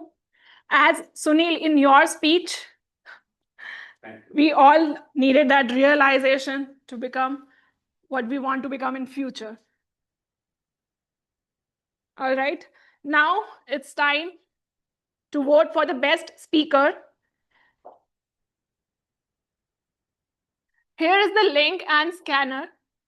Please scan this and vote for the best speaker.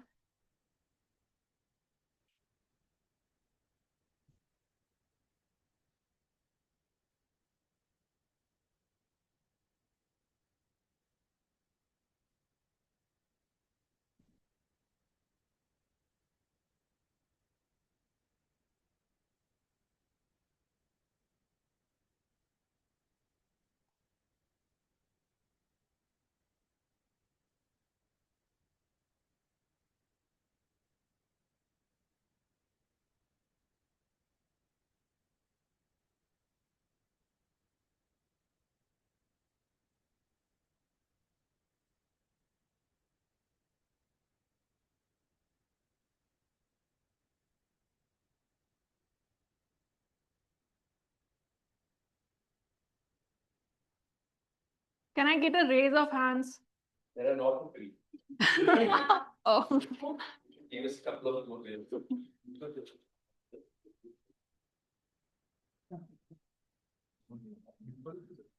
I don't and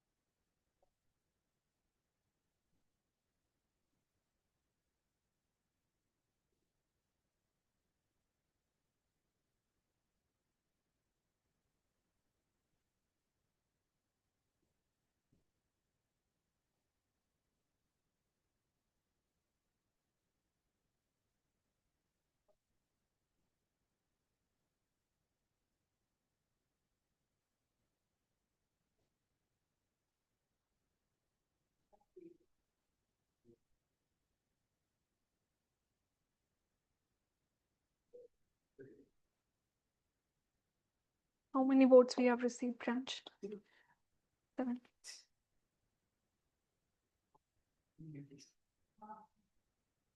What time we will be back after break? What time we will be back after break?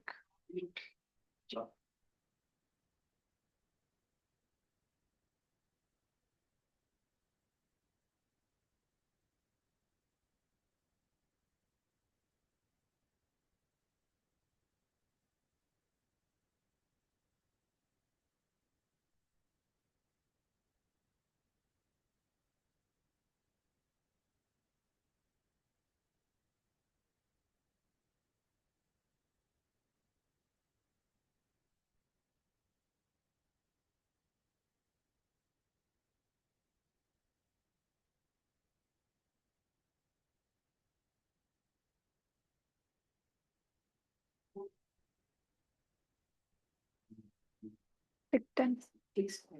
6:10. Till 16, everyone should be back. 6:10. Okay.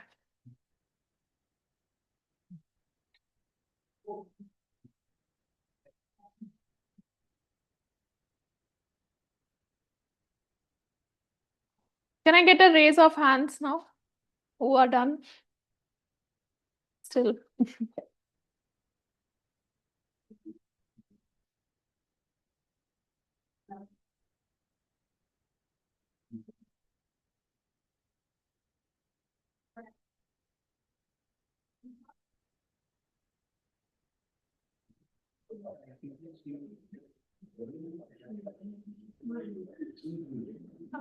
How many are 40. So the ones who have voted, you can slowly move outside and start grabbing your snacks. For the ones who are still voting, you can complete the.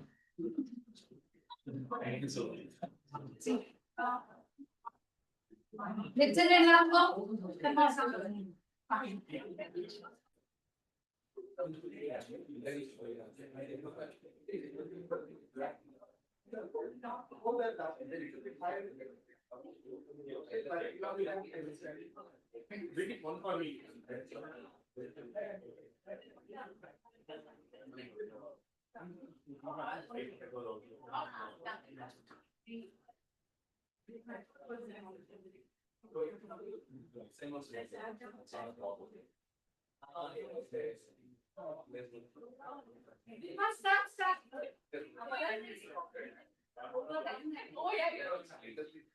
Welcome back, dear Toastmasters and guests.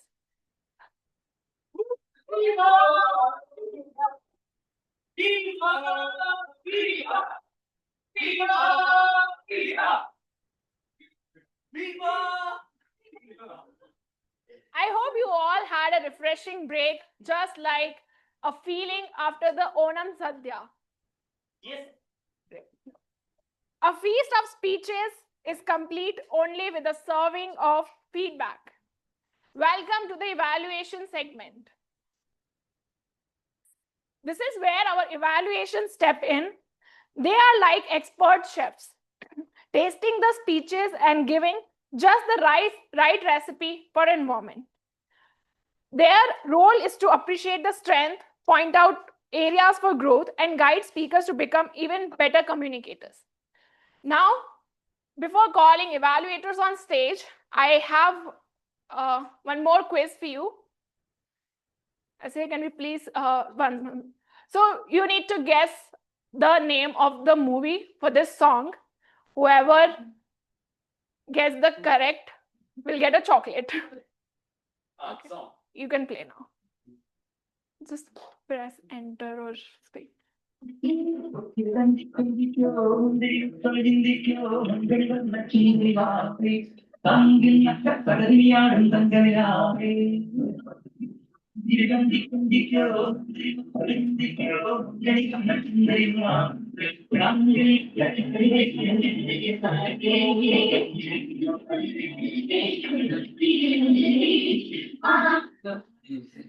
Guess the movie name for this song.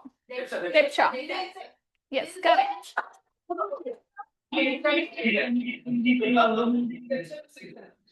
Come on, ready? 1, 2, 3. There is one more. Now you have to guess the singer for this song. Okay, Vepsha.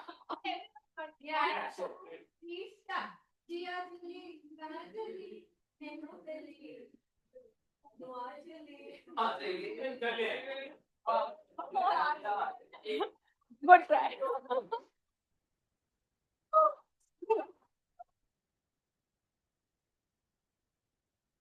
One more. Now you have to guess the singer for this song.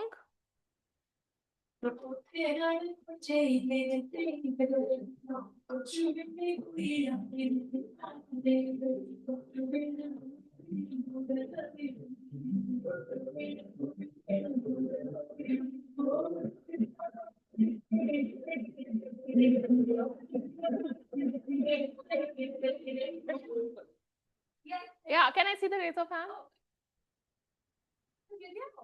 Yeah.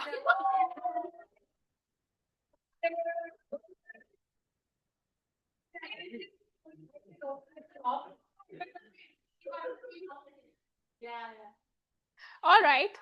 Let's call the first evaluator to evaluate the speech of Toastmaster Nivedita. Now, Vibhor brings more crispness to the evaluation than banana chips on Onam Sadhya. So let's welcome on stage Toastmaster Vibhor.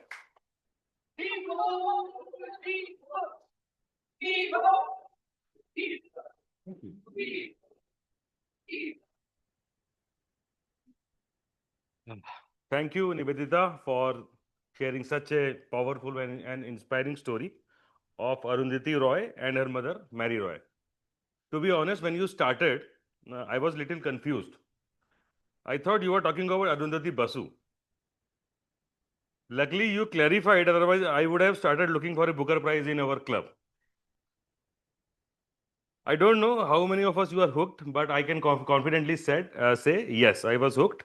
And that is saying something because I don't read books. Until one fateful meeting here at Bright Hearts, when Akshay's theme, the death of reading, inspired me to pick up one. Since then, I actually managed to complete a book. So thank you, Akshay, and thank you, Nivedita, for keeping that spark alive. Coming back to the story you narrated about Mary Roy, you brought out her personality so beautifully. A true educationist who built Palikadam School, a woman who battled asthma but never gave up, parents with a unique way of raising children, someone faced extreme apathy from society yet still changed history with her fight for equal inheritance right for women. Personal story you narrated very much connected with your personal story of your mother Rani Amma. The feedback is engaged. You engage the audience very well, asking us questions about Anuditi Roy that related to book and kept me active and engaged. Your closing was fantastic, celebrating all mothers. It left the room smiling. That's a mark of a great speaker. For few improvements, if you reduce the speed of your deliveries significantly, slightly, sorry, the audience will have more time to absorb your powerful points. At time, your eye contact wandered. Looking a little more at the audience will make your connection even stronger. To sum up, you gave us a story that was both literary and personal, both global and local. From Mary Roy to Rani Amma, you celebrated women and mothers in the elegant way. Thank you so much. Thus, thank you.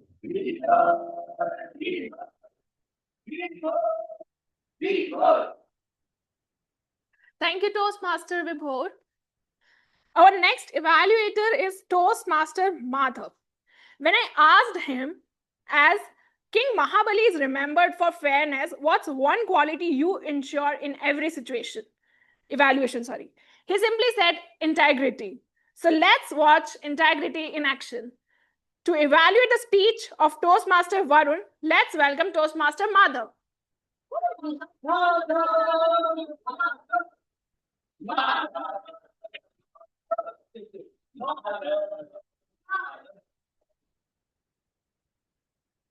Good evening, everyone. And special good evening to my target speaker, Varun. Varun, what an inspiring speech it was. Your speech motivated us to look for the people around us from where we can get motivated and made us believe in ourselves. Your speech showed us that it's not about the physical appearance or our skin color. It's all about our confidence and the belief in ourselves. And we can achieve anything, whatever we want. So, according to me, the highlights of your speech were first and foremost, you have met the objective of your speech as you inspired us to believe in ourselves. Secondly, your confidence on stage was throughout your speech. Your speech was almost flawless, and the stage coverage you were having and making eye contact with everyone, your speech truly stood out, and it made me connect with you and really connect with your story. And thirdly, your speech had great use of gestures. When you showed that Rajnikant moved by making a walk, and when you did the glasses move, so it had great use of gestures. But what I feel would have more better engaging with audiences, even like at the start of your speech, you asked the question to the audience on to identify the man who made you believe in yourself.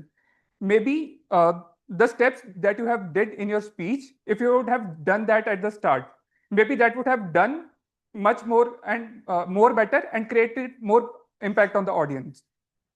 Secondly,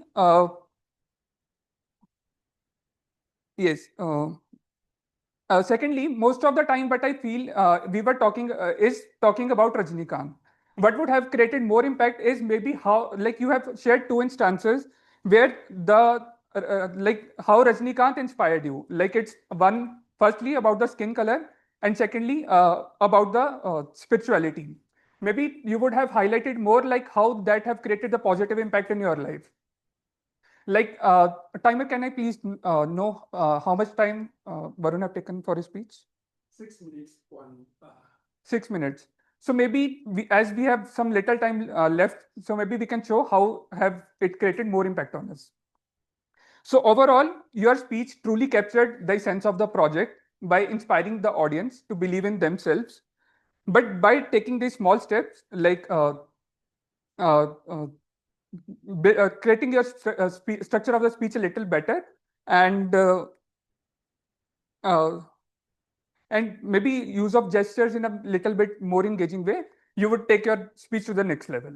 Thank you.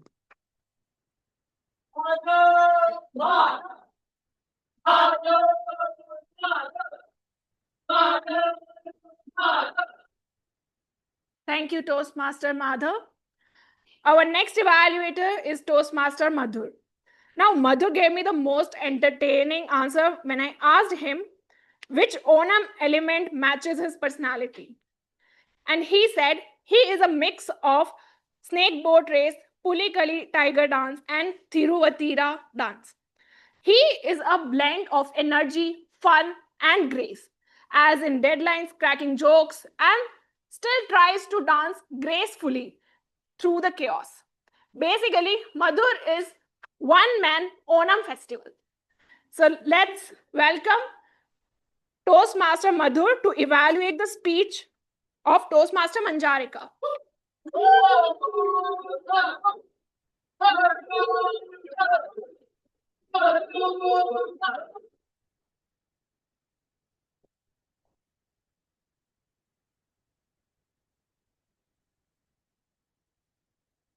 A shocking but profound experience. Today, we had a privilege to listen to the stories from Japanese culture by Toastmaster Manjarika. She shared many cultural stories from Japan. What I liked about her speech is the eye-catching start. She started with a Japanese statement that no one understood, but it grabs everyone's attention, and she makes sure that everyone understand. So she translate that statement into English, which is a great and unusual start at Bright Hearts. Coming on to the second highlight is the content of your speech. You explained the professionalism humility, and the discipline with vivid example from Japanese culture, which I really liked. And the third highlight, which I want to share, is the smooth delivery. Even at the end of this room, everyone was able to listen you crystal clearly. And you gave the example in little story so that everyone could have connect. But you can take your speech to the next level by having a better eye contact. I noticed that you prefer to look on this side while talking. You can practice to have direct contact with the audience, because by that everyone will feel connected, and a strong connection means audience will feel that they are in your story. So to make it more realistic, you can have a better eye contact. And the second area of improvement that I would like to suggest is the gesture. You presented very good gesture, like opening a door and you saw a gentleman in suit and a tie. But you could have used more varied gesture. For example, this. And because it could have reformed the key points that you are mentioning in your examples.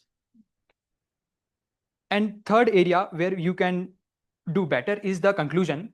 You could have done something creative, like connecting your conclusion with the start, or having more points in conclusion, so that everyone have collected something like showing meaningful glimpse into Japanese culture, and you reminded us why such culture shaped us, our personality profoundly. So these are some of the point. Consolidating it all, you had a very good start, and the structure of the speech was amazing, and you have a smooth delivery with confidence, and you could have worked on eye contact and gesture. That's from my side, and I would love to see you more on stage. Thank you so much.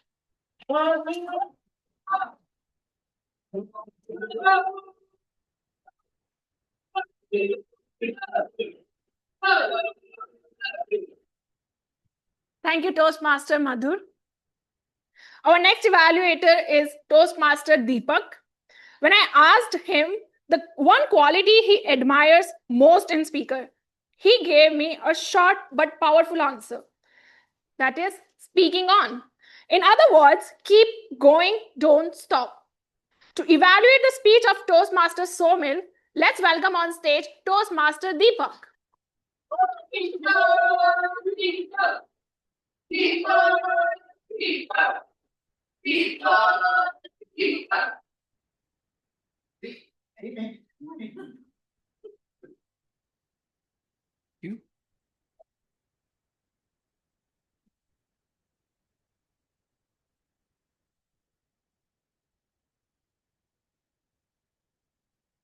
Somil, very good evening to you and to the rest of the team here. Going to your speech, it had a subtle art of procrastination.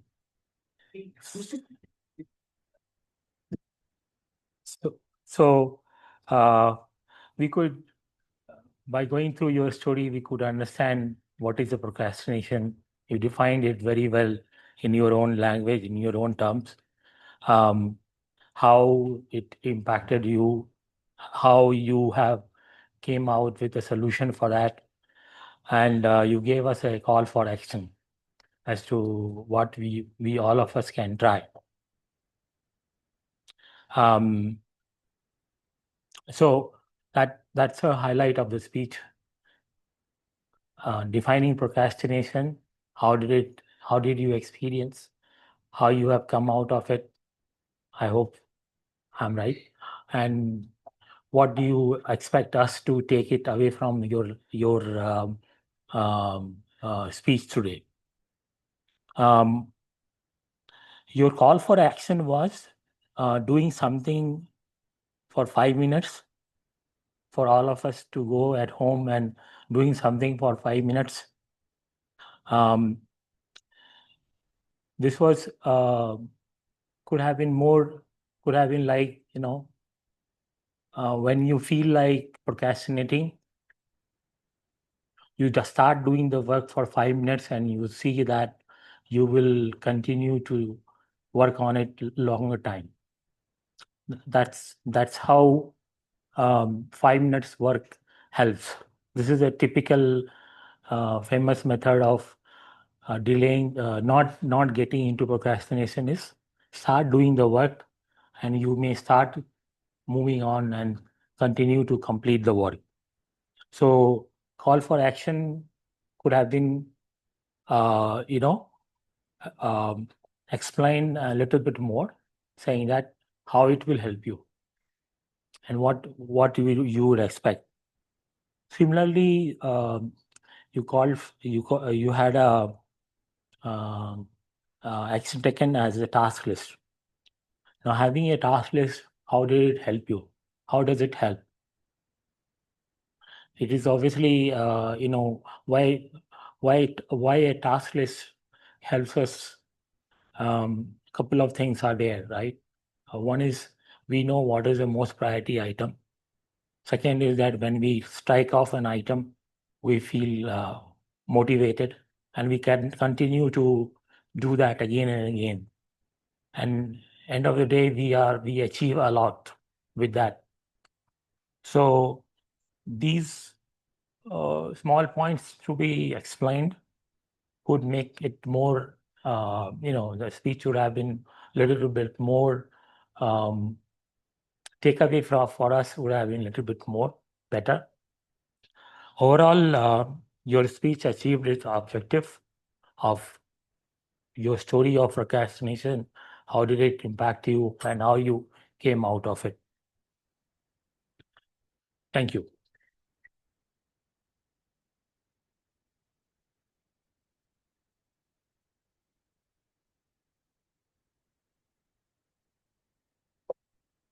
Thank you, Toastmaster Deepak. Our next evaluator is Toastmaster Vasim. I asked Vasim, just like every dish in Onam is important, what's one dish he resembles most with his evaluation? And he said payasam, as he always ends with a sweet note of appreciation and encouragement. To evaluate the speech of Toastmaster Sumit, let's welcome on stage Toastmaster Vasim.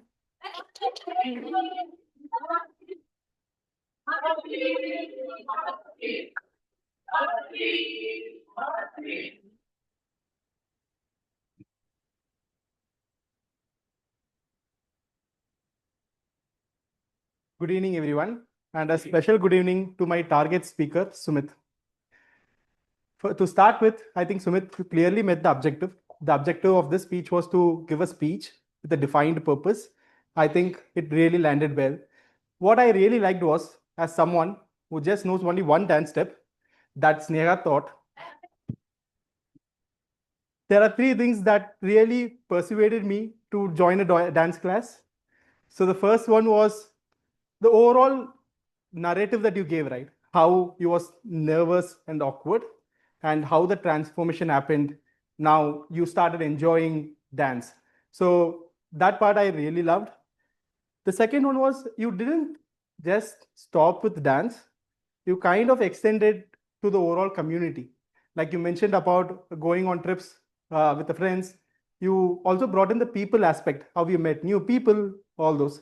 That I loved, even further as it broadened the scope of your speech. The third one was the conclusion. So your conclusion was quite powerful. Like the takeaway message was pretty clear.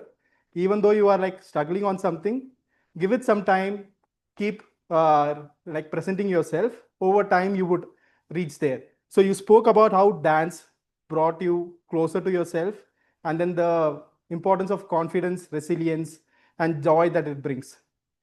Now, as someone again who doesn't know dance, if you have to would have helped me in pursuing me better, what I would have liked to see is how did the actual transformation happen? Like, because you mentioned you started going for classes 2 days initially, then you started going 5 days, then 7 days. That gave me a quantity of thing, but then that didn't tell me what was the real transformation like.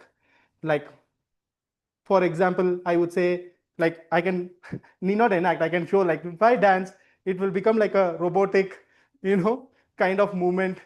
But then, like, after the dance class, it become more free flowing kind of a thing. I understand both of us have the same problem. We can't dance.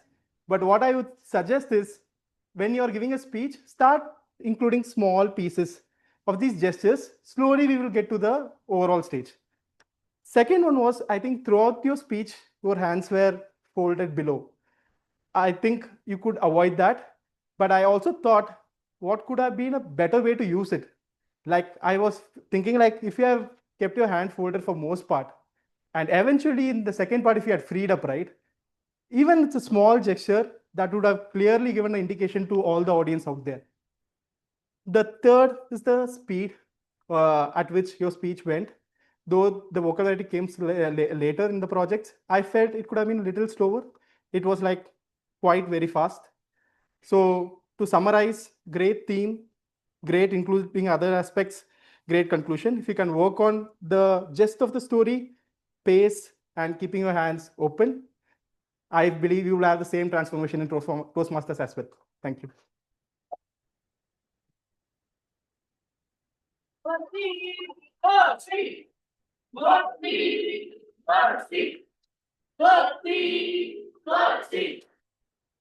Thank you, Toastmaster Wasim. Our next evaluator is Toastmaster Priyansh.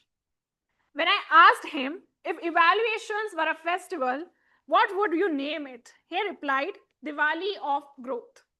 Just like Diwali lights up our home and hearts, evaluations light up our path for improvement. Remove the darkness of ignorance and guide us with sparkling insights. To evaluate the speech of Toastmaster Twinshu, let's welcome on stage Toastmaster Priyansh.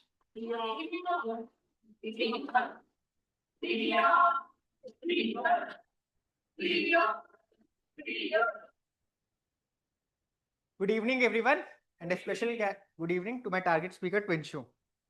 What money really buys? Today, you made us all realize that sometimes it's worth buying experiences. I will divide my evaluation in 3 segments. First, I'll tell you what you excelled at, and then area of improvement, and then summary.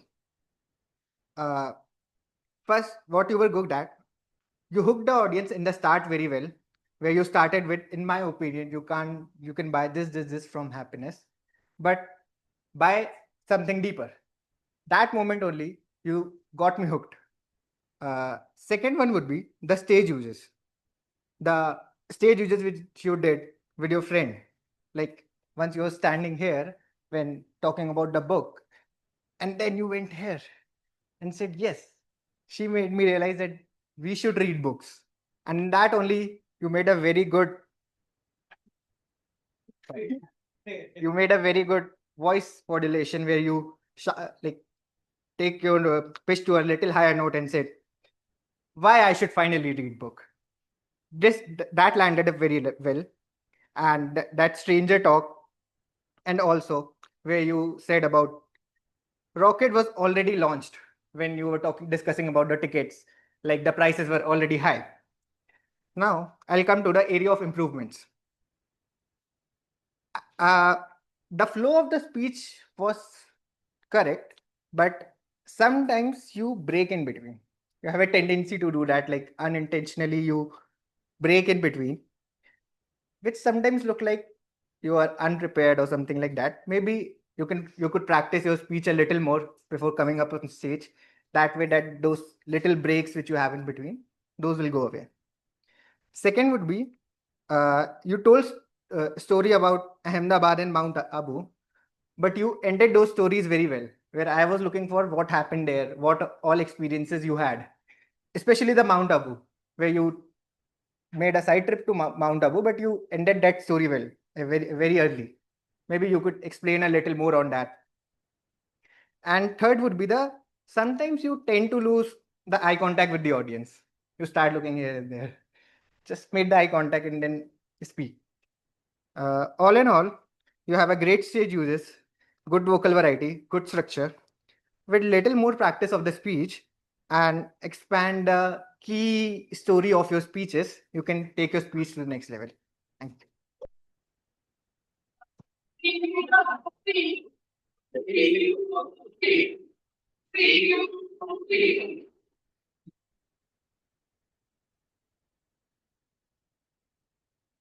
Thank you, Toastmaster Priyansh. Our next evaluator is Toastmaster Aditya. When I asked him if he could add one modern twist to Onam, he said all Malayalis should share the gold and money they made in Dubai and overseas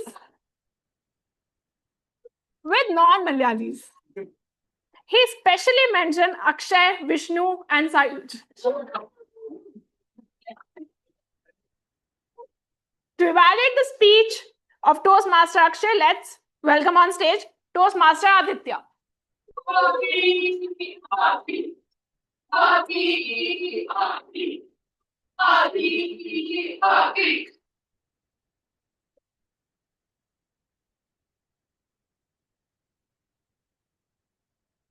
Okay. Good evening, Bright Hearts, and a special good evening to my target speaker, Toastmaster Akshay. So, a couple of things that really stood out for me as an evaluator from Toastmasters Akshay's speech is his humor. All of us know that Toastmaster Akshay is one of the finest speakers that we know of. But today, especially, I felt the humor was present throughout the speech. Starting from how a mentor like Vishnu is not just a mentor about teaching virtues, but also about vices.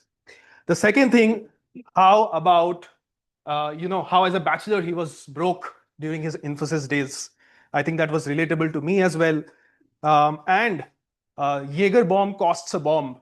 All of us know that Jaeger bomb is a very special alcohol, but I think bringing that out really, really clear was something that stood out for me.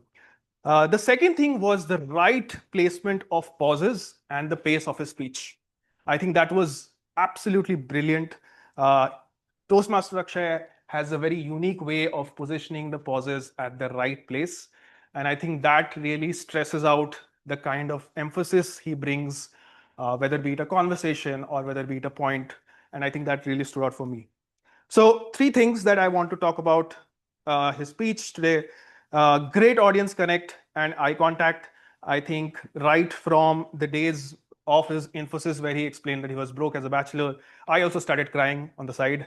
I also remembered my days, and so did everyone, I hope. So I think that's the first thing that stood out. The second thing was about the clarity and his voice being loud enough and people being able to hear till the end of the room. I think that is something as a quality as a speaker that I really appreciate about him, and so do others, I feel. And the third thing was the right kind of body language and tonality that was expressive throughout the speech, right? Couple of areas of improvement which I feel that can take your speech to the next level. The first thing I felt that Raj's community was a little bit confusing. In the initial conversation, he was speaking in Hindi, but towards the end, he became a Tamilian. So I felt that, what is this community exactly? Also, I feel that you need to bring in a little bit of your emotion. You need to beg to Raj so that he could foot your bill. So I felt that you could have more emotions in your speech. The second thing was conclusion. I felt the conclusion was not really, really clear. I felt that you could use your hand gestures well towards the end and use words like takeaways from my experience so that the conclusion could have been better.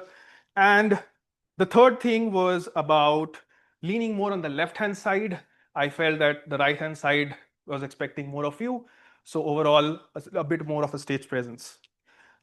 Stage movement, I'm sorry. So three things: great audience connect, great body language, great tonality and clarity.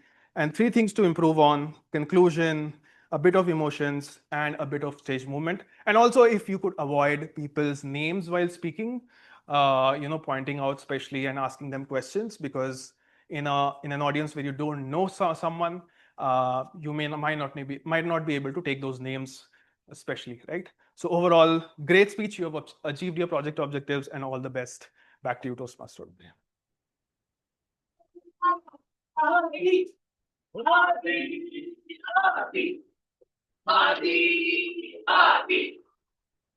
Thank you, Toastmaster Aditya. Our next evaluator is Toastmaster Anna. Okay. When I asked her if her evaluation style was a flavor, she said it would be sweet and spicy. A unique kick, but always delivered with kindness. To evaluate the speech of Toastmaster Vishnu, let's welcome on stage Toastmaster Arna.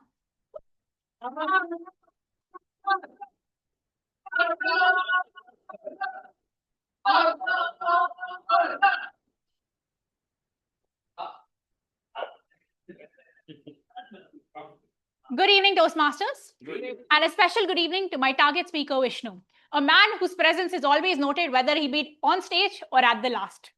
Coming to my highlights for your speech, you absolutely nailed the objective, starting with sharing your experience so eloquently as a protege and connecting it seamlessly to how Toastmasters envisions mentorship, using concise yet descriptive examples, like when you said that mentors not only make us better speakers, but also better human beings. My second highlight would be that your body language and vocal variety was on point. Whether it be showing your exacerbation when you walked to the end of the stage, put your hands here, looked an imaginary Sumil up and down and said, how did you do this? Or whether it be the contrast between a shy Vishnu saying below average and Sumil confidently asking, who decided that? Thirdly, I believe that everybody agreed with your humor, with their laughs, when you said how you were confronted with Java at the beginning and humors were sprinkled throughout. Coming to my points of improvement for your speech. Firstly, I believe that you could have elaborated a little more on how Sumil's advice helped you.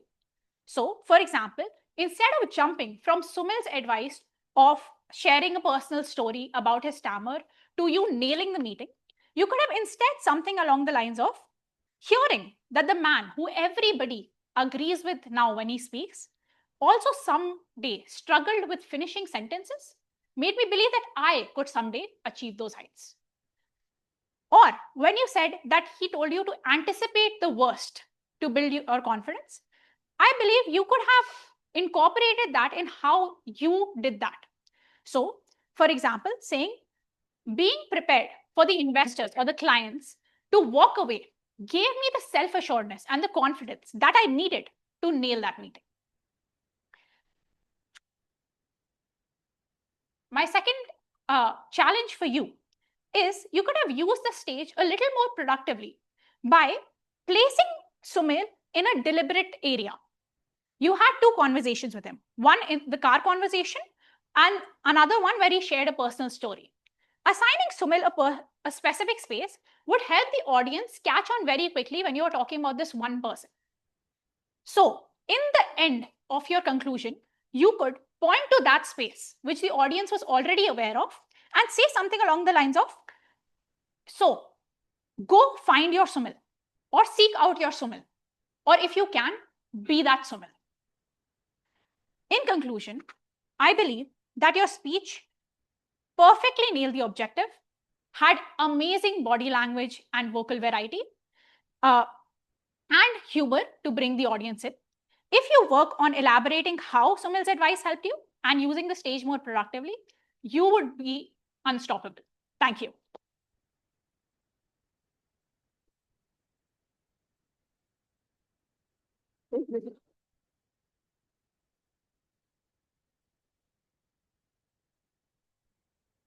Wow, what an insightful round of evaluations we had. Now it's time for you, the audience, to cast your vote for the best evaluator of this meeting.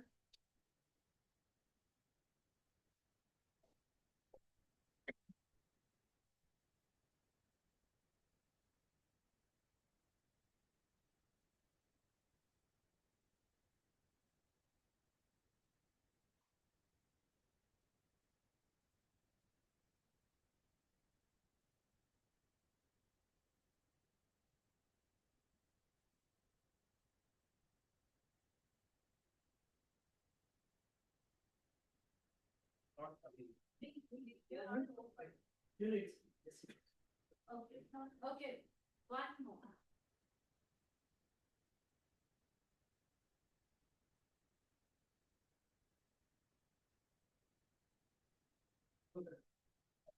It's okay. Yeah.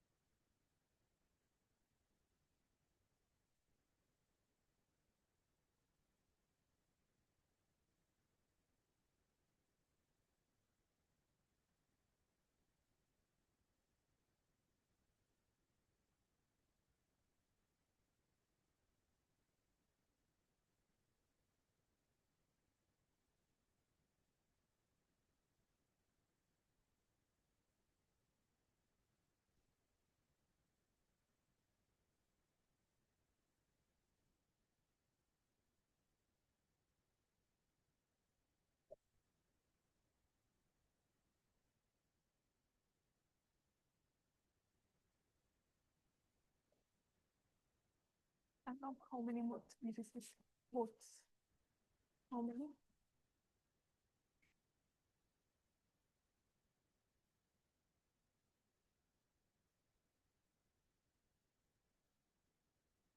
We have 24 votes.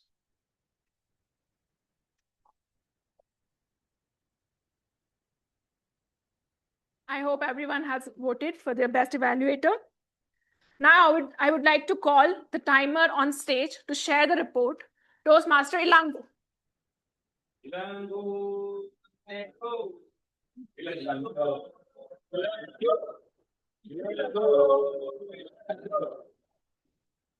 Once again, good evening, fellow Toastmasters, my dear guest. All the crew members are pedaling at same sync, and all the speakers and evaluators are adheres to the time limit. So there is no disqualification, and all are within all are same. What is it? Within the time limit. So let's get into the individual timer. So Nivedita, you have taken 5 minutes 56 seconds, and Varun, you have taken 6 minutes 1 second, and Manjorika, you have taken 5 minutes 21 seconds, and Somali Gupta, you took 6 minutes 53 seconds, and Twinshu, you took Smith Ranjan, you took 5 minutes 31 seconds, and Twinshu, you took 6 minutes 2 seconds. Akshay Om, you took 7 minutes 24 seconds, and Vishnu, you took 6 minutes 30 seconds. Coming back to evaluator, Vaibhav, you took 2 minutes 2 seconds, and Madhav, you took 2 minutes 57 seconds. Deepak, you took 3 minutes 29 seconds. Wasim, you took 3 minutes 24 seconds. Priyansh, you took 2 minutes 25 seconds. Aditya, you took 3 minutes 30 seconds. Aruna, you took 3 minutes 22 seconds. Madhur, you took 3 minutes 29 seconds. That's it from my time report. Thank you all.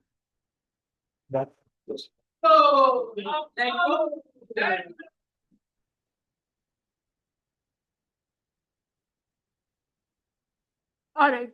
With that, we come to the end of our evaluation segment.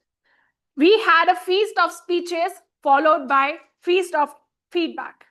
Together, this is what makes Bright Heart Toastmasters special. We celebrate, we learn, and we grow. Now, let me hand over the control of this meeting to our presiding officer, distinguished Toastmaster Arundhati Basu.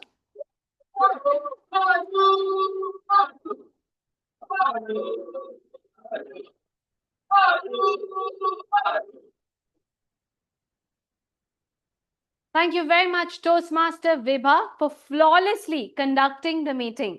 I always mention this, that it's probably the toughest to be the Toastmaster of the day in a speech marathon meeting because you've got so much to do. You have to be on stage almost 20 times, which is not an easy feat.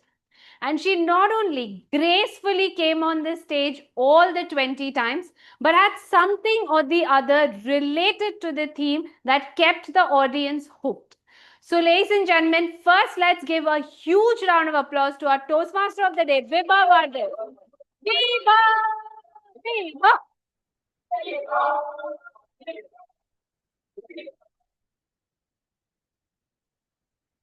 And she did all this alongside looking so beautiful. So anybody who's violated the dress code today, you absolutely have no excuse because there was no way you were preparing more than Vibha. Right, but Vibha, very well done.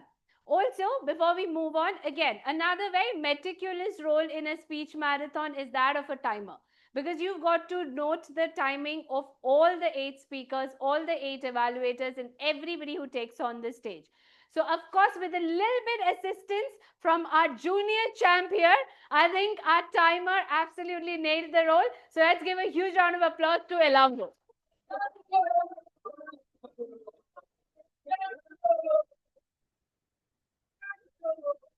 My God. I don't think Elango ever thought so profoundly about his name till he became a bright heart. But look, like I always say in a speech marathon, it was precious to listen to 8 outstanding stories. We started off with Nivedita telling us about mothers and so beautifully drafted. Nivedita, you reminded me of my mom when you said tiny. My mom's very little, and that immediately brought back some memories. What a flawless toast. So, very well done, Nivedita. And then I have observed Rajnikant ever since I was a kid because he's done a lot of Bollywood movies as well, Varun. But I quite didn't think that one could do a speech on Rajnikant and draw such great impressions. So, very, very well done. Varun, you've got to do some more moves. I think that'll make the situation easier. Then we had Manjarika. The first 10 seconds, everybody went a little bit like, sorry, which language? For a lot of people who doesn't know Kannada in the room, for a second they were like, is that Kannada? But she was, of course, speaking Japanese very fluently because that's what Manjarika specializes in.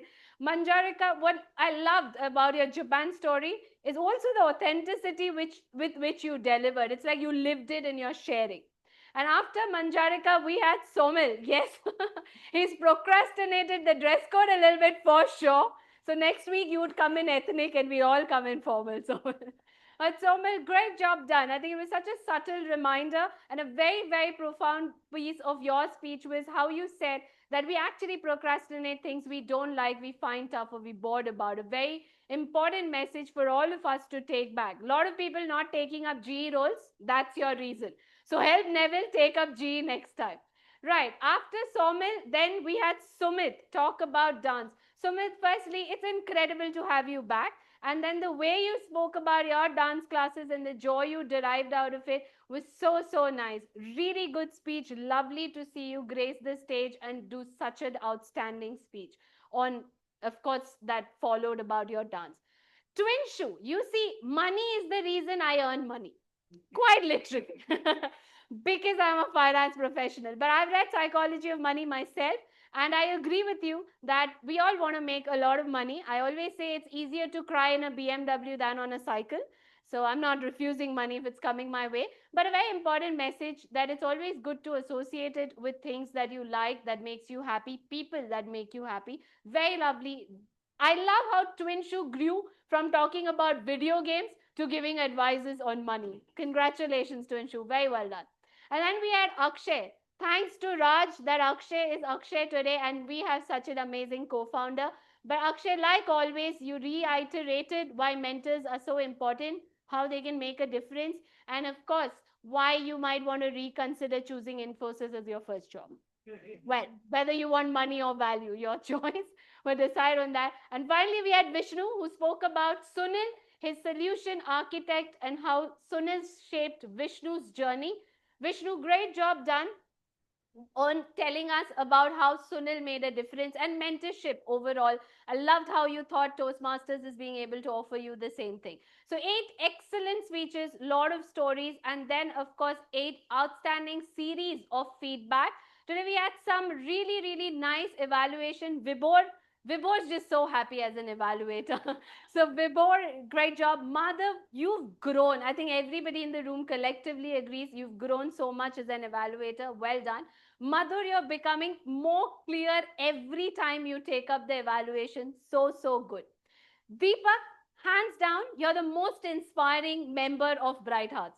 All of us get inspired by you. The way you come on this stage and deliver week after week, so inspiring. Then we had Wasim. He tried his dance move. He's been practicing for it, you know. Ever since Sumit gave that title, Wasim's been dancing at home. But Wasim, what a profound evaluation. Very, very nicely done. And we have Priyansh. I think Priyansh is the up and coming evaluator of Bright Hearts. This boy once was like, how will I evaluate this person, to today being, I don't care who you are, here's my evaluation. Not quite like that, but thank you, Priyansh.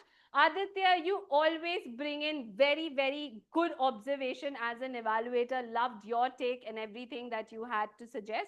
And finally, we had Arna. She's outside. But Arna, you not only look smart, but you gave such a smart evaluation to Vishnu's speech. Very well demonstrated. So good job. So let's give all our 8 speakers and evaluators a huge round of applause.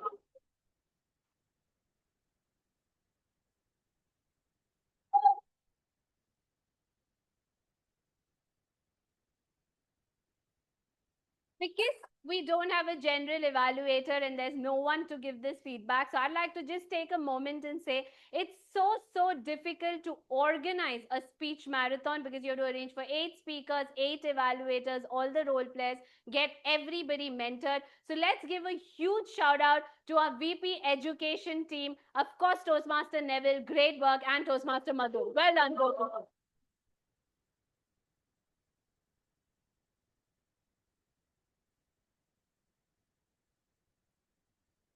And of course, the only man who danced to the tune of Onam today. It felt a little bit like we tricked him and then didn't continue. But what an excellent job, Toastmaster Sangam. Very well done as a Sergeant of Arms. All right.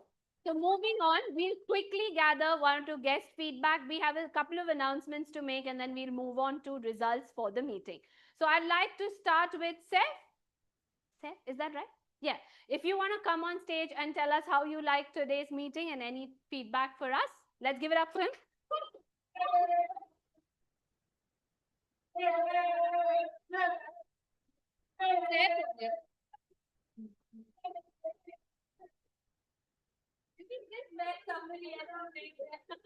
Go ahead. Good evening, everybody. My name is Saiful. I'm from Kolkata, West Bengal, but I live in Bangalore almost 6 months.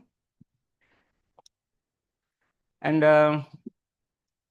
I start institute for develop my personal skill. So that's why I search on Google and ChatGPT.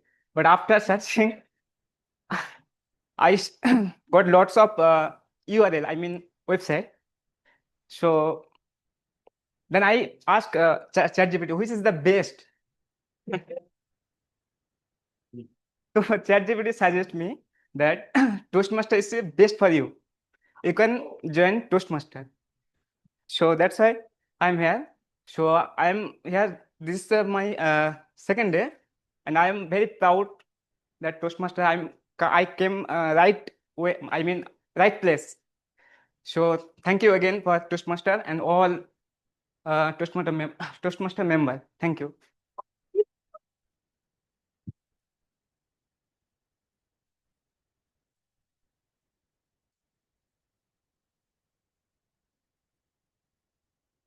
Thank you, Seth, for kindly sharing your feedback. That's what a smart man does. Ask what's the best. That's a good thing that you did. I'm so glad it resulted in Toastmasters and nothing else. And thank God you didn't think we toast bread and butter.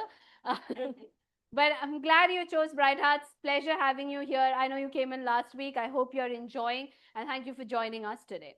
So with that, ladies and gentlemen, if we can bring up a couple of announcements to make, we will start off with, yes, a very important thing that we did launch a couple of months back, but I felt over the last few weeks that it was high time we reiterated and brought this back on screen once more for everybody's benefit. So for all our existing members, you would know we launched something called Spark to spark a culture in the Bright Hearts family. But maybe a few of our new members wouldn't have got a chance to get versed in on this. So here's your chance. So what does Spark stand for? S stands for socialize. We strongly encourage all our members that use the networking breaks, the time before the meeting, just generally supporting each other, but use every opportunity to socialize, to network. Then we have P, which is participate. Now, when we say participate, you not only have to take up a role or a speech slot to participate. For example, today we have Pooja and Jurmin who are really looking beautiful, firstly. But secondly, they haven't been playing a role today, but yet are here in the meeting. For example, Anmol's come only at 6 o'clock to show me his face, but, but I'm glad he has. So it's not always necessary that you're playing a role, you're taking a speech, only then you'd come. Participate, stay active even without a role, participate in table topic, evaluate every speaker, nobody stops. Neville was making notes all through today, even though he's not evaluating anybody. These are all for your own growth. The next thing is act proactively. So this is all for all our members. Very proactively, the VP education team puts out there who your mentors are. Please reach out proactively. Don't wait for your mentor to come to you and then get the conversation started. Drop a message, ask them for their time, and then move on. But come to the stage prepared. The next, very, very important, respond and react. All the teams within Bright Hearts, be it education, PR, secretary, all the teams work very hard, very tirelessly to bring in a lot of content throughout the week, be it your group posters, winners posters, MOMs. It only takes a couple of seconds to react to them, to respond on them. And more importantly, it keeps that community spirit going, keeps everybody engaging. It barely, for somebody, you cannot be a more non-social than I am, right? People who know me well know that my turnaround time on WhatsApp is almost 2 days. So if I can choose to react, so can you. But please do. It takes a couple of seconds, makes a lot of difference to the person who's creating the content. And very finally, communicate clearly. If you are going to drop off, if you're not going to make it someday, or if you have anything else that you want to keep us posted, do it clearly so that we are always aware of where you are, what your whereabouts are, and we're not worrying what happened, right? So that's something we wanted to reiterate. Let's keep following this to build the culture that we want to create in Bright Hearts. Now, a couple of more announcements for things that are coming up in Bright Hearts. The buddy program, yes, very, very glad to say that we are going to launch a buddy program in Bright Hearts. This is an absolute brainchild of Toastmaster Madhur, very well supported by Toastmaster Neville with all his inputs and Toastmaster Wasim. So let's give them a round of applause.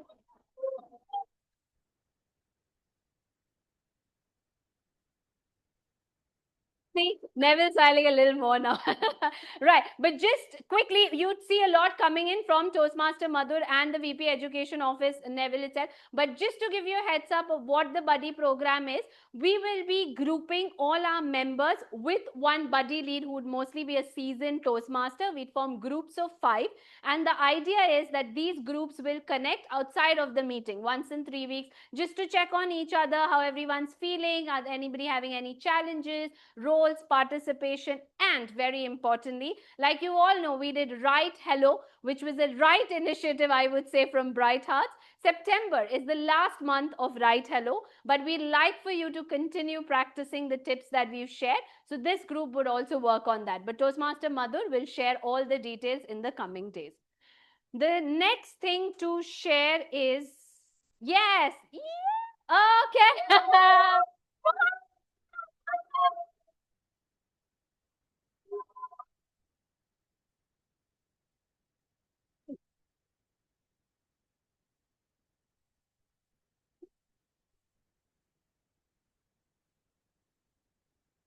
All right, all right, all right. Okay, I love the excitement. For anybody who's ever attended a Durga Puja in Calcutta, this just felt like that. You know, when the God's face is first revealed, that's the time. But of course, very happy, extremely proud to announce that something that Akshay started as an idea, a club that we charted together 1 year back, now turns one. So, Bright Hearts.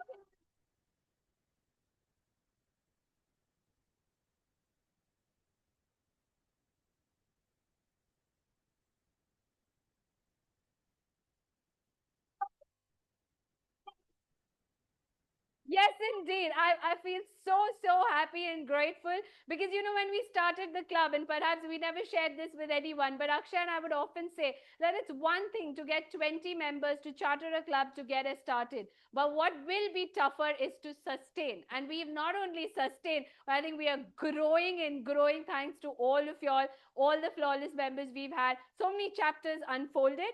So, on 28th of September is the first anniversary of Bright Arts, which we are calling Brightiversary. This is created in 5 minutes by Toastmaster Akshay. That's how talented he is.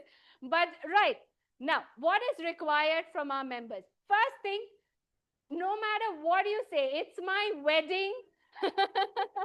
I have a doctor's appointment. I have to go back to my hometown. I don't care. Do by 27th. Not like I literally don't care. If it's your wedding, I care. But do it on 27th or on 29th. Absolutely no excuses. 28th, everyone has to be here. What you also have to do is get a +1. Now, that could be anything, but get a +1. Get somebody along who's a non-Toastmaster and, of course, actively participate. The VP education team and the event chairs, which I will not tell you because Neville has a big reveal plan of all the committee chairs. But you'd see a lot of things coming your way. Please take part, be part of teams, take up roles. This is your milestone because Bright Hearts is all of our club. So need everybody to be here on 28th. Dress code is formals. That's the only thing I can tell you. So shop if you need to. But please be there, right? Okay, that completes the announcements and I'll now move on to results. Oh, yes. So 8 speeches and 8 evaluators only results in 2 winners. So like we know, we'd start off with the best evaluator. So the best evaluator's second choice for today's meeting is Toastmaster Aditya Patnaik.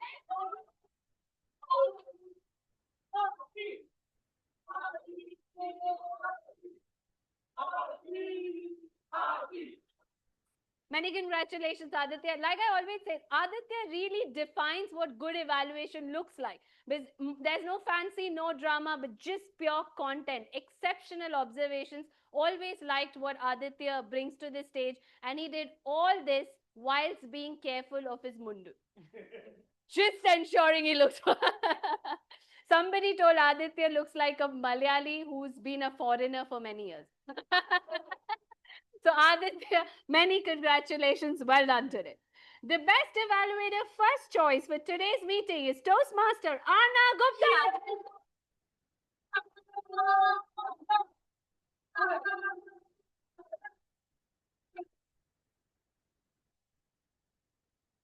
Arnav, always liked your evaluation. Very articulate, very clear. You very non-hesitantly give the feedback that you think. But today, for once, was really good. It was one notch better. Very clear recommendations, well demonstrated, well articulated, all alongside looking so smart and beautiful. Well done, Arnav. Okay, next. Best speaker, and before that, apologies, we have a few minutes over, but all worth it. Best speaker, second choice for today's meeting is Toastmaster Akshay Oman.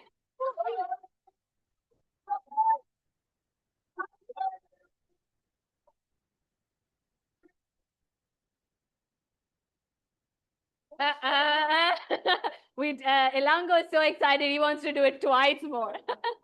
Right, so Akshay, thanks to Raj, I think he's shaped you in such a good human being. I would like to say one thing, right? Akshay did mention in his speech about him being an evaluator, feedback, etc. Nobody's worked longer with Akshay than I for Bright Hearts, and I know that this man takes feedback, grows. So he's learned well from his mentors and is an amazing mentor today. So Akshay, thank you so much for reiterating the message and a great new hairstyle. I think that's one of the jokes aside. Always you come on stage, you inspire us to do better. What an exceptional speech. Very well done, Akshay. All right, ladies and gentlemen, best speaker, first choice for today's meeting is Toastmaster Vishnu Pradeep.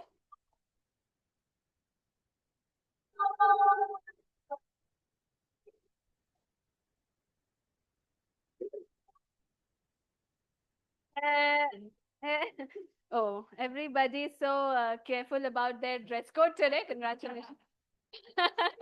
Vishnu, what a nice speech. I think Vishnu told us today why it's so important to have a mentor that shows you that path ahead, who you not only admire, but you grow to follow whatever they've taught you. When you spoke about it today, Vishnu, I think we all felt his genuine appreciation towards his mentor, Sunil, and that's what stood out. And of course, Vishnu never completes any speech without the bar being in question. So I think some people got a little inspired. Oh yeah, you can get a mentor while drinking. First Abhishek, then Vishnu. Well done, Vishnu. Many congratulations. Let's give a round of applause. All right, so we got a professional photographer in Toastmaster, Wasim.